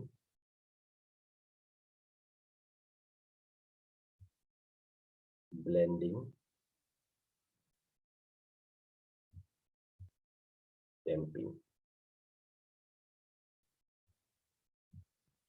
ये होगा हमारा प्रिपरेशन ऑफ सॉइल आर्ट, मतलब किस तरह से सॉइल को प्रिपेयर किया जाएगा। ये पार्ट हो जाने के बाद हम शुरू करेंगे नेक्स्ट पार्ट में, हम करेंगे मोल्डिंग।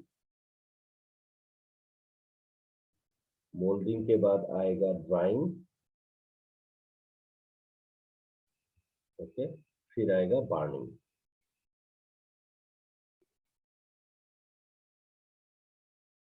Burning, okay.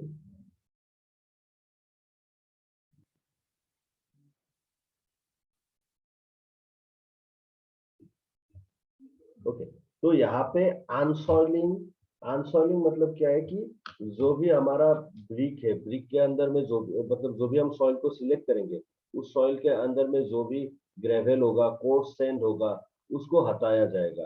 ओके, मतलब पत्थर होगा, ये सब चीजों को, पेबल्स, ग्रेवल, अच्छा अच्छा को कोई पेड़ का रूट अगर रहेगा उसको हटाया जाएगा, उसको हम बोलेंगे अनसॉइलिंग। ओके, तो मतलब बेसिकली वो कहाँ पे रहेगा, वो top layer of the soil में रहेगा। समझ लीजिए आपने एक सॉइल को सिलेक्ट किया, उसके टॉप लेयर में जो भी अनवांटेड मटेरियल है उसको हटाया जाता है, उसको हम बोलते हैं अनसॉइलिंग। फिर उसके बाद जो नीचे का जो सॉइल होगा वो हमारे लिए यूजफुल होगा, उसको हम निकालेंगे, दैट इज डिगिंग, हम उसको खोद के निकालेंगे। ओके, फिर इसमें साथ फ्लाई ऐश मिक्स करते हैं ताकि इसका जो क्वालिटीज है उसको थोड़ा इम्प्रूव कर सके। ओके, तो इस तरह से हम डिगिंग पार्ट में सॉइल को मतलब ग्राउंड से बाहर निकालेंगे। ओके, फिर उसके बाद क्या होगा, इसको वेदरिंग करने के लिए रख देंगे। बेसिकली इसको एक जगह पे रख दिया जाएगा। ओके, एक महीने के लिए उसको एक जगह में रख दिया जाएगा ताकि वो वेदर हो। ओके, और उसके बाद हम इसको करेंगे ब्लेंडिंग, क्योंकि जो अलग अलग मटेरियल है, सभी आर्ट के सभी ग्राउंड में सभी रिक्वायर्ड मटेरियल नहीं भी हो सकता है, तो इसीलिए हमें मिक्स करना पड़ेगा। बेसिकली जब आपने क्ले कलेक्ट कर दिया होगा, ठीक है, क्ले में एल्यूमिना हो सकता है, लेकिन जो सिलिका है वो जनरली सैंडी सॉइल में होता है, तो उसको मिक्स करना पड़ेगा, तो उसको हम बोलेंगे ब्लेंडिंग। और फिर उसके बाद टैंपिंग किया जाएगा। टैंपिंग मतलब उसको बेसिकली एक मतलब जो जिस तरह से आटा गूंथते हैं, है ना, नीडलिंग बोलते हैं हम इसको, तो उस तरह से सॉइल को अच्छे से मतलब मिक्सिंग किया जाएगा, that will be tamping. Okay, blending और टैंपिंग में ज्यादा डिफरेंस तो हम नहीं बोल सकते। ब्लेंडिंग में हम जस्ट मिक्स करने को बोलते हैं, मतलब ऐड करने को बोलते हैं। टैंपिंग में हम अच्छे से मिक्स करेंगे, उसको हम इसके अंदर में रख सकते हैं। तो अनसॉइलिंग, ये तो क्या क्या हम होते हैं उसको एक ग्राफ वर्ड में मैं इसमें लिख देता हूँ। ओके, तो फर्स्ट हम बात करते हैं अनसॉइलिंग के बारे में। अनसॉइलिंग, that means removal of unwanted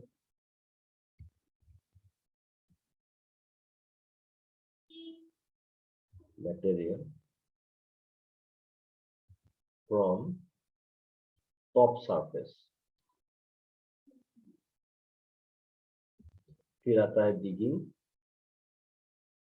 digging का मतलब तो आप लोग जानते ही हो, to take out the soil from the ground.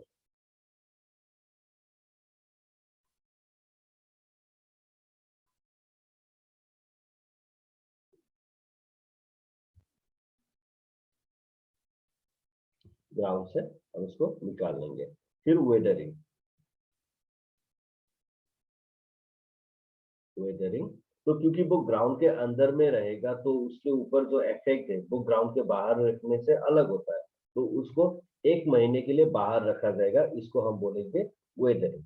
Okay, तो एक्सपोज टू वाटर होता है, मतलब वेदर होता है, तो keeping exposed to weather for 1 month। एक महीने के लिए इसको बाहर रखा जाएगा। फिर उसके बाद आएगा ब्लेंडिंग। ब्लेंडिंग, ओके, ब्लेंडिंग मतलब है adding of various required material in suitable proportion.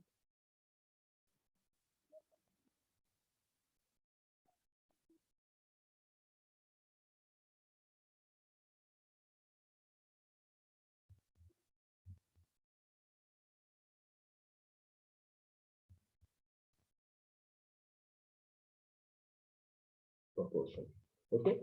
तो फिर उसके बाद ब्लेंडिंग के बाद हम क्या बोल रहे हैं, टैंपिंग। टैंपिंग का मतलब इसको हम क्या बोल सकते हैं, mixing. Mixing of the ingredients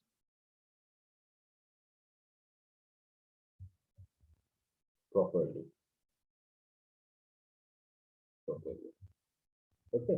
तो इस तरह से मिक्स करने की वजह से अल्टीमेटली यूनिफॉर्म टेक्सचर हमारा हमें मिलेगा, ओके। फिर मोल्डिंग जो है, मोल्डिंग में हमें अलग अलग टाइप ऑफ मोल्डिंग मिलता है, okay. Moulding,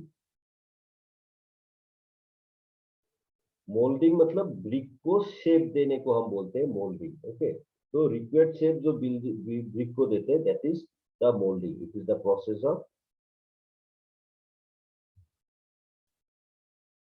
process of giving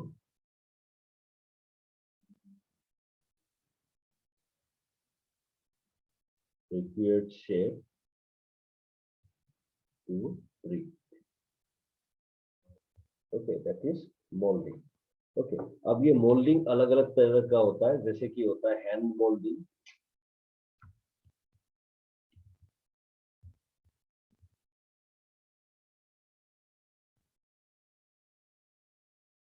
हाथ से बनाया जाता है, हैंड मोल्डिंग, ओके। तो ये जनरली फर्स्ट क्लास ब्रिक के लिए ये इस तरह से यूज नहीं किया जाता है, okay.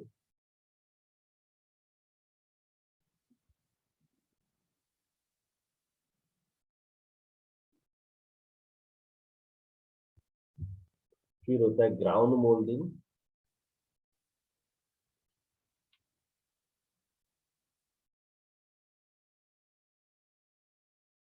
Ground moulding. Ground moulding में कुछ भी नहीं किया जाता है, जस्ट ग्राउंड के ऊपर इसको रखा जाता है, और उसमें क्या होता है कि हमें कुछ मोल्डिंग ब्लॉक्स होते हैं, उससे उसके ऊपर जस्ट शेप को बनाया जाता है, ठीक है। तो ग्राउंड में ही उस हमारा जो भी फॉर्म होते हैं, उस फॉर्म को उसके ऊपर प्रेस करके मोल्ड किया जाता है। हैंड मोल्डिंग में क्या होता है, हाथ से इसको शेप दिया जाता है, ठीक है। ये दोनों इंफीरियर तरह का ब्रिक बनाते हैं, लेकिन हमें अच्छा ब्रिक मिलता है जब हम उसको कंसीडर करते हैं टेबल मोल्डिंग में।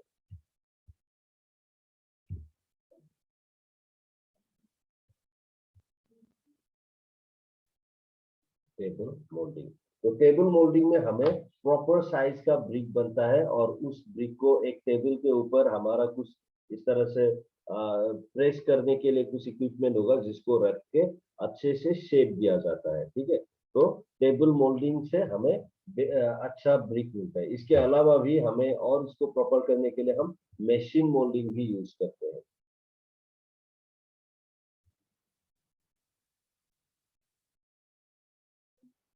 Machine moulding, okay. तो मशीन मोल्डिंग में ज्यादा प्रेशर यूज किया जाता है, तो जो ब्रिक बनेगा वो टेबल मोल्डिंग से भी ज्यादा स्ट्रॉन्ग वाला ब्रिक, कॉम्पैक्ट ब्रिक बनेगा, ओके। तो ये होता है हमारा मोल्डिंग। अब मोल्डिंग होने के बाद ब्रिक को एक शेप मिल जाता है, और उस शेप का ब्रिक को हम सूखने के लिए छोड़ देते हैं, ठीक है। तो जो ब्रिक होता है, जो जस्ट हम मोल्ड करते हैं, इसको सॉइल से निकलने वाला अनबर्न ब्रिक को हम ग्रीन ब्रिक बोलते हैं, और उस ग्रीन ब्रिक को हम ड्राई होने के लिए देंगे, ड्राई होने के लिए रख देंगे, और उसमें हमारा ये जो प्रोसेस है वो ड्राइंग प्रोसेस आ जाएगा, ओके। फिर ड्राइंग प्रोसेस के बाद हमें मिलता है बार्निंग प्रोसेस, और वो बार्निंग प्रोसेस हमारे लिए सबसे इम्पोर्टेंट है, ओके।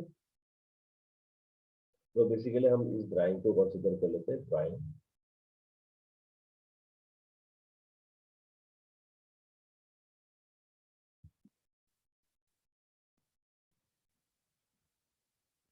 ओके।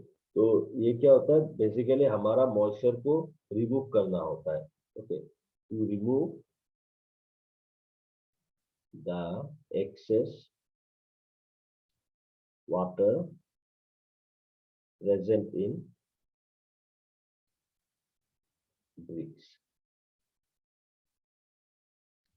ओके, ब्रिक के अंदर में जो भी एक्सेस अमाउंट ऑफ वाटर रहेगा उसको रिमूव करने के लिए हम ड्राई करते हैं। जनरली 7 to 30% तक वाटर रहता है, हम इसको कहाँ तक लेके आते हैं, 3% तक लेके आते हैं। तो ओरिजिनली 7 to 30% ऑफ वाटर होता है, जिसको रिड्यूस किया जाएगा अप टू 3% तक।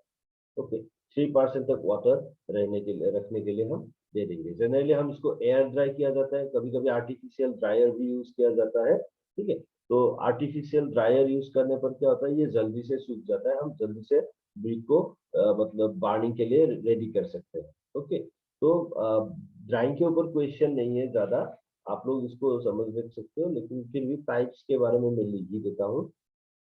एयर ड्राइंग,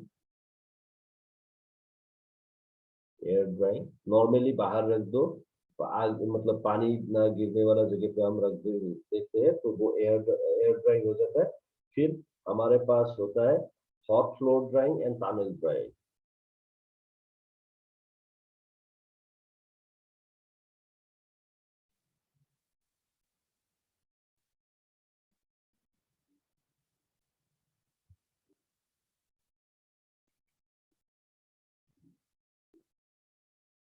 ओके, तो बेसिकली जब हम आग लगाएंगे ब्रिक में, जो बार्निंग होता रहेगा उसके वजह से, बार्निंग जहाँ पे होगा उसके साइड बाय साइड की जगह पे हम इस तरह से हॉट फ्लोर ड्राइंग को यूज कर सकते हैं। और बार्निंग का जो धुआं है, उस धुआं निकलने वाला पाइप को अगर हम कहीं नीचे से लेके आ सकते हैं, उसके चारों तरफ अगर इस तरह से कच्चा ब्रिक रख देंगे, तो वहां पे टनल ड्राइंग हमें मिल जाएगा। Okay, most of the cases अगर आप कहीं पे ब्रिक मैन्युफैक्चरिंग इंडस्ट्री के सामने से गुजरोगे, तो आपको एयर ड्राइंग करने के लिए रखा हुआ ब्रिक दिखाई देता है। ओके, तो those are, this is the process of drying. Okay, next important process वो है हमारा बार्निंग।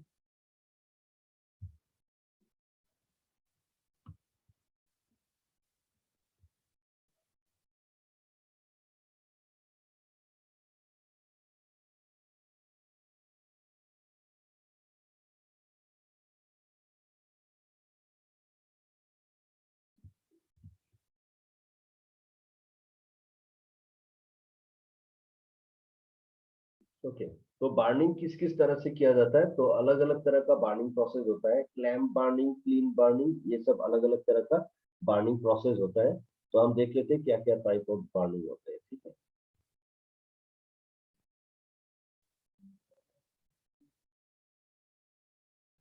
Clamp burning.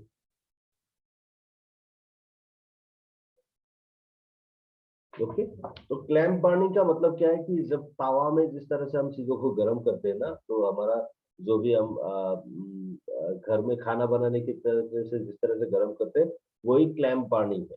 ठीक है, तो क्लैम्प बर्निंग में क्या होता है कि जो टेम्परेचर होता है वो नीचे से ऊपर तक आता है। तो बेसिकली क्या होता है, नीचे वाला ब्रिक अच्छे से बेक होते हैं, ऊपर वाला ब्रिक उतना अच्छे से गर्म नहीं होता, बर्न नहीं होता है। ठीक है, तो उसके वजह से क्या होता है कि ये क्लैम्प बर्निंग ब्रिक जो होता है, इसमें जस्ट 60% ब्रिक ही फर्स्ट क्लास ब्रिक बन के निकलता है। ओके, तो आग को नीचे से लगाया जाता है, तो नीचे वाला ब्रिक प्रॉपरली बर्न होते हैं। ओके, तो ब्रिक्स, इसको हम किस तरह से करते हैं।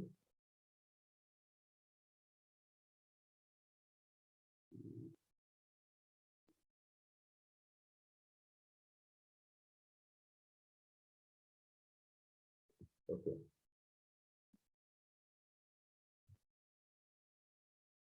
brick placed at bottom are properly burned.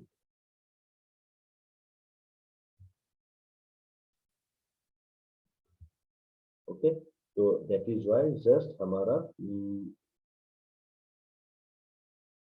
ये जनरली बर्निंग होने पे बहुत टाइम लगता है, 6 मंथ्स तक बर्निंग होता है, ये प्रोसेस को चलने में 6 मंथ तक लगते हैं। और एक साथ 2 to 3 lakhs हम ब्रिक को बना सकते हैं। ठीक है, तो 2 to 3 lakhs of bricks are manufactured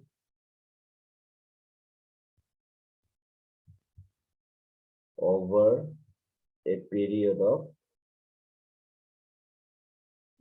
6 months.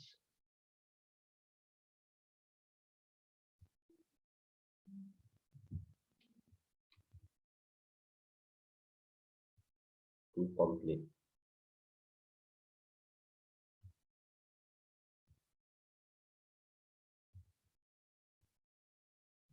Whole process.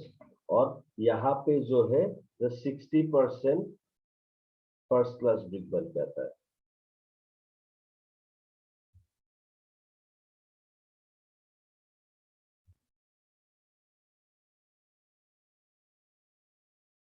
First class, that is clamp burning. Okay, next हमारे पास एक clean burning. Clean burning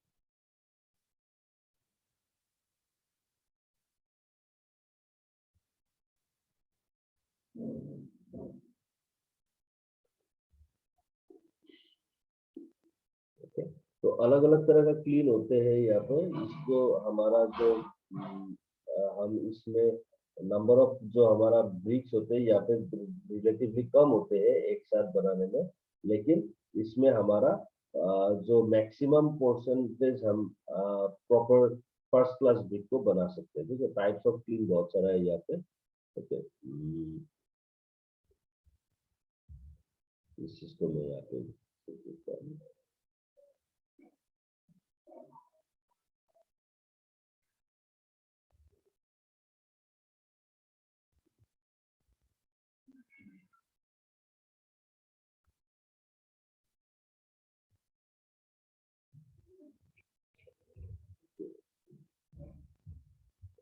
clean burning, it is an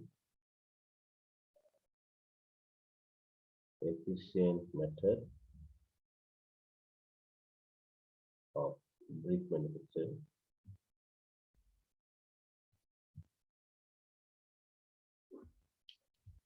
Brick manufacturing.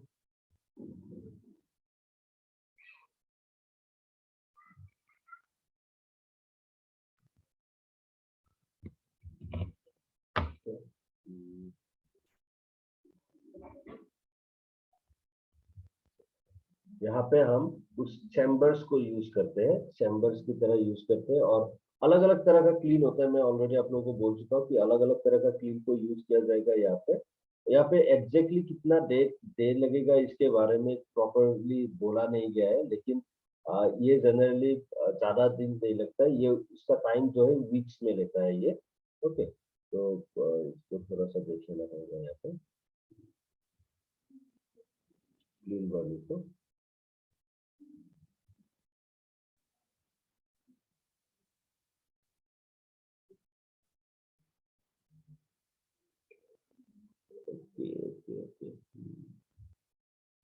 Types of clean को देख लेते हैं। Types of clean जो होता है, bill trench clean,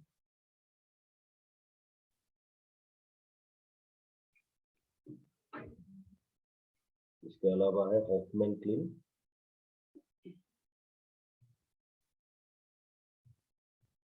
Hoffmann clean, और हमारे पास है tunnel clean.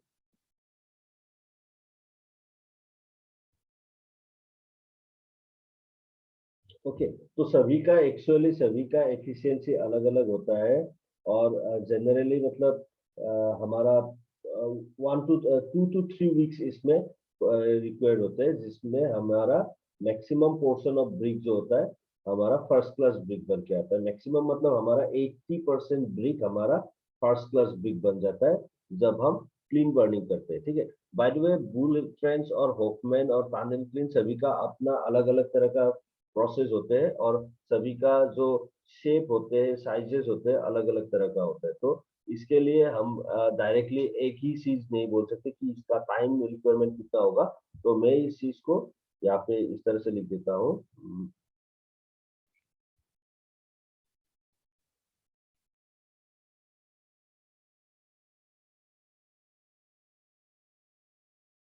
2 to 3 weeks, okay, and 80% first class brick.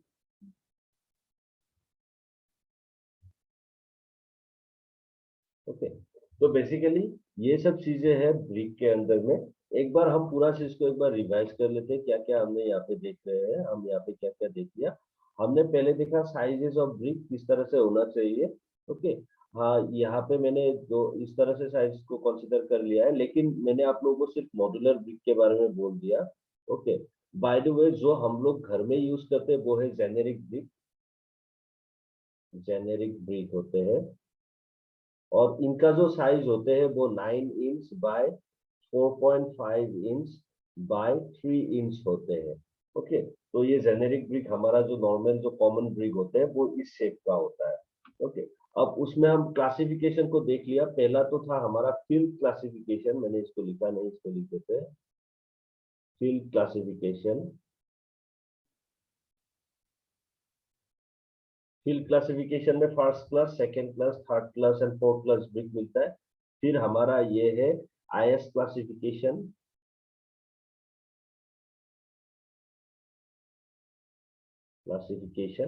Okay, और इसका on the basis of use classification हम कंसीडर कर रहे हैं, common brick, testing brick and engineering brick. Okay, फिर इसके बाद हमने कंसीडर किया जो हमारा कैरेक्टरिस्टिक्स ऑफ गुड ब्रिक होते हैं, उसको हमने यहाँ पे कंसीडर कर लिया। कैरेक्टरिस्टिक ऑफ गुड ब्रिक क्या होता है? Size, colour, texture, compactness, hardness and sound, water absorption and brick art. इन सब को देखते हुए हमें क्या क्या हमारा कैरेक्टरिस्टिक्स होना चाहिए ब्रिक के लिए, उसको हम देख लिया। ओके, फिर हमने ब्रिक में क्या क्या इंग्रेडिएंट होते हैं और उनका परसेंटेज कितना होना चाहिए, उसको हमने कंसीडर कर दिया। ओके, इसके बाद जो हमारा इंग्रेडिएंट्स होगा उन लोगों का फंक्शंस क्या है उसको भी हमने यहाँ पे देख लिया। ओके, तो फंक्शन में मैंने एक्सेस और लेस के बारे में लिख दिया, लेकिन साथ ही साथ मैंने आप लोगों को हार्मफुल सब्सटेंसेस में भी वही सब चीजों को फिर से एक बार जिक्र किया गया है। ओके, कुछ कुछ चीजों का रिपीटेशन हुआ है, लेकिन आप लोगों को ये सभी चीजों को देखना है। ओके, फिर मैन्युफैक्चरिंग ऑफ द ब्रिक जो लास्ट में हमने कंसीडर कर रहा है कर लिया, वो है मैन्युफैक्चरिंग ऑफ द ब्रिक। और इसका जो पहला पोर्शन जो मैंने यहाँ पे आप लोगों को दिखाया है, ये जो पहला पोर्शन है, ये पहला पोर्शन को हम जनरली इस पोर्शन को क्या बोलते हैं? इसको हम बोलते हैं preparation of art, brick art. Okay, this part is preparation of brick art.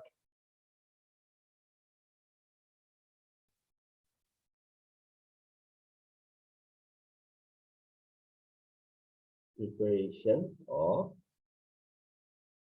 Brick art, ये है प्रिपरेशन का पॉइंट। ओके, एक बार प्रिपेयर होने के बाद हम इसको बार्निंग तक बनाएंगे। बार्निंग का मतलब ये पूरा का पूरा प्रोसेस है, टोटल प्रोसेस है। और यहाँ पे मैंने ये प्रोसेस को फिर से यहाँ पे थोड़ा बहुत एक्सप्लेन कर दिया है। ओके, यहाँ पे मोल्डिंग और बार्निंग ऑफ ब्रिक्स में से हमें यहाँ पे हमने कंसीडर कर लिया ज्यादा से ज्यादा, लेकिन बाकी सब चीजों के बारे में आप लोगों को एक एक लाइन, दो दो लाइन जानने से हो गया। ठीक है, तो बेसिकली ये है हमारा ब्रिक्स। ओके, आप लोग ब्रिक्स के बारे में यहाँ से आप लोग जान लिए हैं। इसके अलावा भी आप लोग अगर अपने बुक को फॉलो करना चाहते हैं तो ऑब्वियसली बुक को फॉलो कीजिए।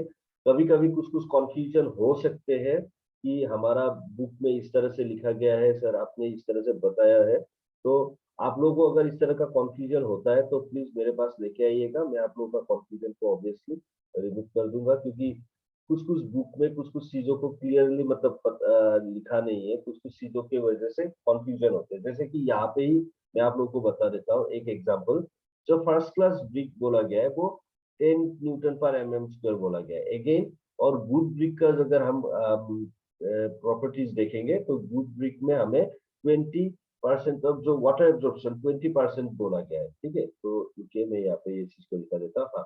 फर्स्ट क्लास ब्रिक का वाटर एब्जॉर्प्शन 12 to 15% है, और यहाँ पे गुड ब्रिक में ये चीज को 20% दिया गया है। तो बहुत सारा लोगों को लगता है कि ये फर्स्ट क्लास ब्रिक का वाटर एब्जॉर्प्शन है क्योंकि इसमें गुड ब्रिक बोल के लिखा गया है, लेकिन एक्चुअली ये नहीं है। ये 20% का मतलब है first class and second class दोनों ही हमारे लिए गुड ब्रिक के अंदर में आ जाता है। ठीक है, क्योंकि इसमें भी हम लोड का एक स्ट्रेंथ को कंसिडर करते हैं। हाउएवर थर्ड क्लास ब्रिक में कोई भी हमारा लोड कैरिंग कैपेसिटी के बारे में इसमें कोई भी बात नहीं बोला गया। थर्ड क्लास फोर्थ क्लास में कुछ भी नहीं बोला गया। ओके, तो यही सब चीजें हैं जिसको हमें फॉलो करना है ब्रिक के लिए। आप लोग इस चीज को एक बार रिवाइज कर लीजिएगा। कुछ डाउट होने पर आप लोग मुझे प्लीज पूछ लीजिएगा। ठीक है एवरीवन? सर हाँ पूछिए। सर ये वेदरिंग में जो आप बोला है, मतलब कुछ ये 1 महीना के लिए बाहर में रखना है बोल के, तो उसमें रखने हाँ से मतलब एग्जैक्टली मतलब क्या प्रोसेस उसमें होता है मतलब? नहीं, यहाँ पे ब्रिक को बना के नहीं रखते, सॉइल को रख देते हैं, मतलब सॉइल को जी मिट्टी, सोयल। हाँ सॉइल को मिट्टी से खोद के बाहर रखा जाता है। तो बाहर रखने की वजह से क्या होता है कि देखिए मिट्टी के अंदर जो है इसके ऊपर अलग अलग तरह का मतलब मिट्टी के अंदर वो बाहर का नेचर से मतलब बाहर का नेचर को फेस नहीं करता। ओके, बाहर का नेचर फेस नहीं करने की वजह से इसमें कुछ कुछ जो मटेरियल्स है उसका प्रेजेंस ज्यादा रहता है। जब वो आप इस चीज को जब आप बाहर पे आके रख दोगे मतलब ये मतलब ग्राउंड के ऊपर जस्ट ऐसे मतलब हीप बना के उसको रख दोगे तो वो क्या होगा, उसके ऊपर सनलाइट का इफेक्ट आएगा, उसके ऊपर बाकी हवा पानी सबका इफेक्ट आएगा, डायरेक्ट इफेक्ट आएगा। तो उसके वजह से क्या हो सकता है कि हमारा जो इन कुछ कुछ कुछ कुछ ऐसा इंग्रेडिएंट हो सकता है जो सॉइल के अंदर में अच्छे से मतलब सॉइल के अंदर में प्रेजेंट होता है, लेकिन बाहर में वो ज्यादा टाइम प्रेजेंट नहीं रहता। तो वो सब चीज रिमूव हो जाता है। जैसे कि हमारा जो ऑर्गेनिक कुछ मैटर हो सकता है वो ऑर्गेनिक मैटर्स थोड़ा बहुत रिमूव होता है।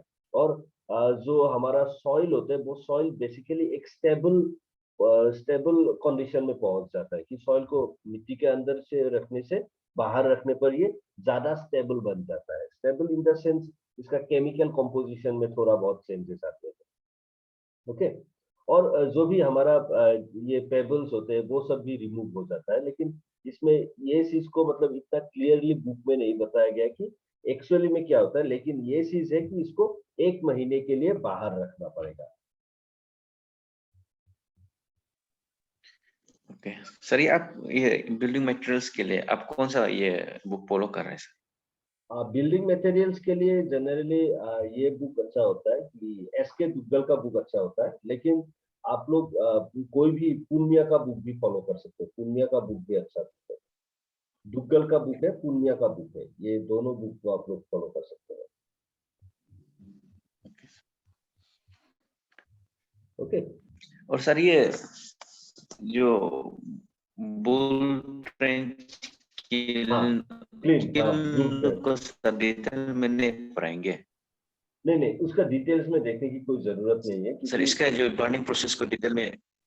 बार्निंग प्रोसेस को डिटेल में देखिए, बार्निंग प्रोसेस डिटेल में नहीं होता है, मतलब जस्ट आपको अलग अलग क्लीन का शेप साइजेस का ड्राइंग कुछ मिल सकता है। ठीक है, तो मैं एक काम करूंगा, इस नोट्स के साथ मैं उस जो हमारा क्लीन का जो अलग अलग पिक्चर्स है उसको मैं ऐड कर दूंगा। हेलो, हो जाएगा इस तरह से करने पर?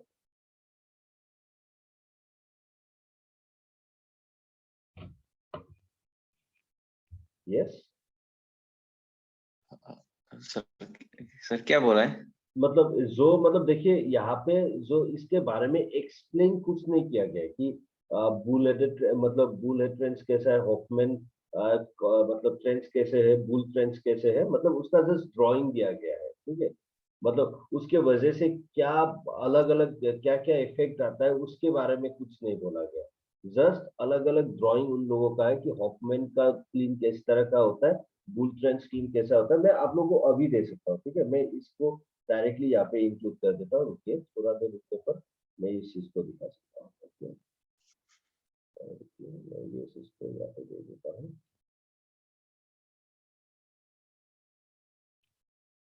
ओके,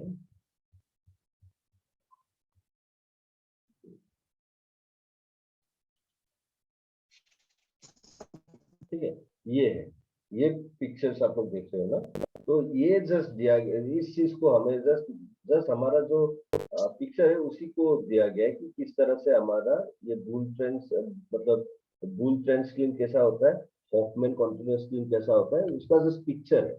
इसमें मतलब क्या डिफरेंट बन के आता है, मतलब क्या डिफरेंट इफेक्ट मिलता है उसके बारे में इतना एक्सप्लेनेशन है नहीं कहीं पे भी। ओके, तो आप लोग मतलब इस चीज को मतलब जस्ट ये बार्निंग प्रोसेस के ऊपर ज्यादा क्वेश्चन आएगा भी नहीं, मतलब बार्निंग प्रोसेस के ऊपर क्वेश्चन का नहीं बनता है। जस्ट आप लोगों को क्लीन बर्निंग और हमारा जो ये पहले जो हमारा क्लैंप बर्निंग है, क्लैंप बर्निंग और क्लीन बर्निंग के ऊपर कभी कभी ये क्वेश्चन आ जाता है कौन सा अच्छा होता है, और उसको एक्सप्लेन करने के लिए आ जाता है। ठीक है, तो क्लैंप बर्निंग जो होता है, मैंने ऑलरेडी आप लोगों को बता दिया कि क्लैंप बर्निंग जो होता है ये जनरली इतना एफिशिएंट नहीं होता है। इसका जो टेम्परेचर होता है वो एक्चुअल प्रॉपरली डिस्ट्रीब्यूट नहीं होता है। इसके वजह से जो हमारा लोएस्ट जो हमारा लेयर होता है वो प्रॉपरली बन जाता है, लेकिन ऊपर वाला ब्रिक जो है वो प्रॉपरली बर्न नहीं होता है, जिसके वजह से क्लैंप बर्निंग में हमें 60% ही, मैक्सिमम 60% ही हमें अच्छा ब्रिक मिल पाता है। हाउएवर, और ये पूरा का पूरा प्रोसेस जो होता है बहुत ही लेंथी प्रोसेस होते हैं, वो 6 मंथ्स तक ये प्रोसेस चलता है। ठीक है, क्लैंप बर्निंग में 6 मंथ्स तक ये प्रोसेस चलता रहता है।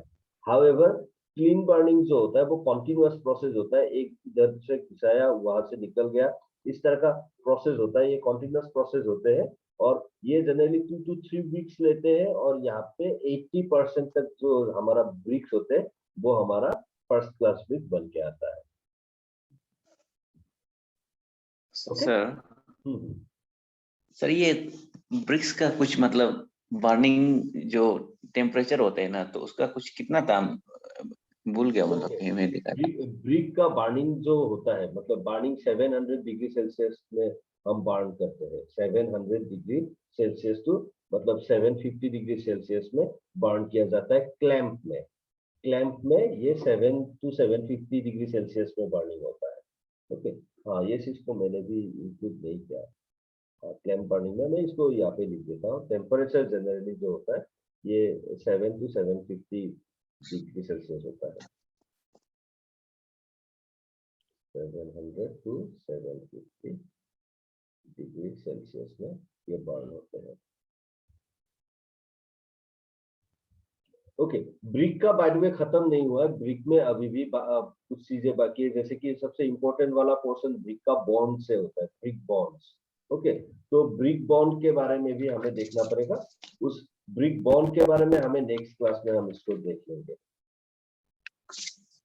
ठीक है सर, टेस्टिंग का भी सर नहीं किया है। ओके, ब्रिक का टेस्टिंग ऑफ ब्रिक। टेस्टिंग का ओके टेस्टिंग ऑफ ब्रिक जी को, ठीक है टेस्टिंग ऑफ ब्रिक को भी हम इसका नेक्स्ट क्लास में इस चीज को कंसिडर कर लेंगे। टेस्टिंग ऑफ ब्रिक्स में हमें जनरली जो हमारा डायमेंशन टेस्ट होता है, ठीक है, फिर उसके बाद water absorption test. Water absorption test basically जो मैंने फर्स्ट क्लास और सेकंड क्लास में बोल दिया वो वाटर एब्जॉर्प्शन टेस्ट के बारे में बोल ही दिया गया है। ठीक है, लेकिन एग्जैक्टली टेस्ट बोल के नहीं बोला गया। ओके, और बॉइलिंग वाटर टेस्ट होता है, वो फिर कॉम्प्रेसिव स्ट्रेंथ टेस्ट होता है। ठीक है, तो ये सब टेस्ट के बारे में भी हम बात करेंगे, और इफ्लोरोसेंस टेस्ट भी है एक। ओके, मतलब एल्काली का प्रेजेंस के बारे में हम देखेंगे। ओके, फिर हमें और देखना है ब्रिक का जो बॉन्ड है उसको भी देखना है, और डिफेक्ट्स के बारे में भी हमने अभी तक डिस्कस नहीं किया। तो ब्रिक मतलब अभी खत्म नहीं हुआ है, ब्रिक में और है, ब्रिक का सेकेंड पार्ट भी है, उस पार्ट को भी हमें देखना पड़ेगा। बेसिकली जो हमारा ये डिफेक्ट्स है, डिफेक्ट से ज्यादा क्वेश्चन आता है। ब्रिक का जो डिफेक्ट्स होते हैं उसके ऊपर बहुत सारा क्वेश्चन आता है। ठीक है, तो इन सब चीजों को हम नेक्स्ट क्लास में देख लेंगे। तो इसको मैं ब्रिक का पार्ट 1 की तरह ही कंसिडर कर रहा हूँ। नेक्स्ट क्लास में ब्रिक का पार्ट 2 या फाइनल पार्ट को हम कंसिडर करेंगे। ठीक है, ओके सर। ओके ठीक है। तो आज हम यहाँ पे खत्म करते हैं। मैं ठीक है इसका एक पीडीएफ आप लोगों का ग्रुप में प्रोवाइड कर रहा हूँ, आप लोग उसको देख लीजिएगा। और ये ब्रिक का मैं अभी इसका ऊपर अभी ही ब्रिक पार्ट 1 करके लिख देता हूँ, ताकि कल हम इसका सेकेंड पार्ट को देख सकते हैं। ओके, ठीक है एवरीवन। तो आज हम यहाँ पे रुक जाते हैं। नेक्स्ट क्लास कल हम 6:45 या 7 में शुरू करेंगे। Okay sir. Okay, thank you good everyone. Night sir. Good night. Good night.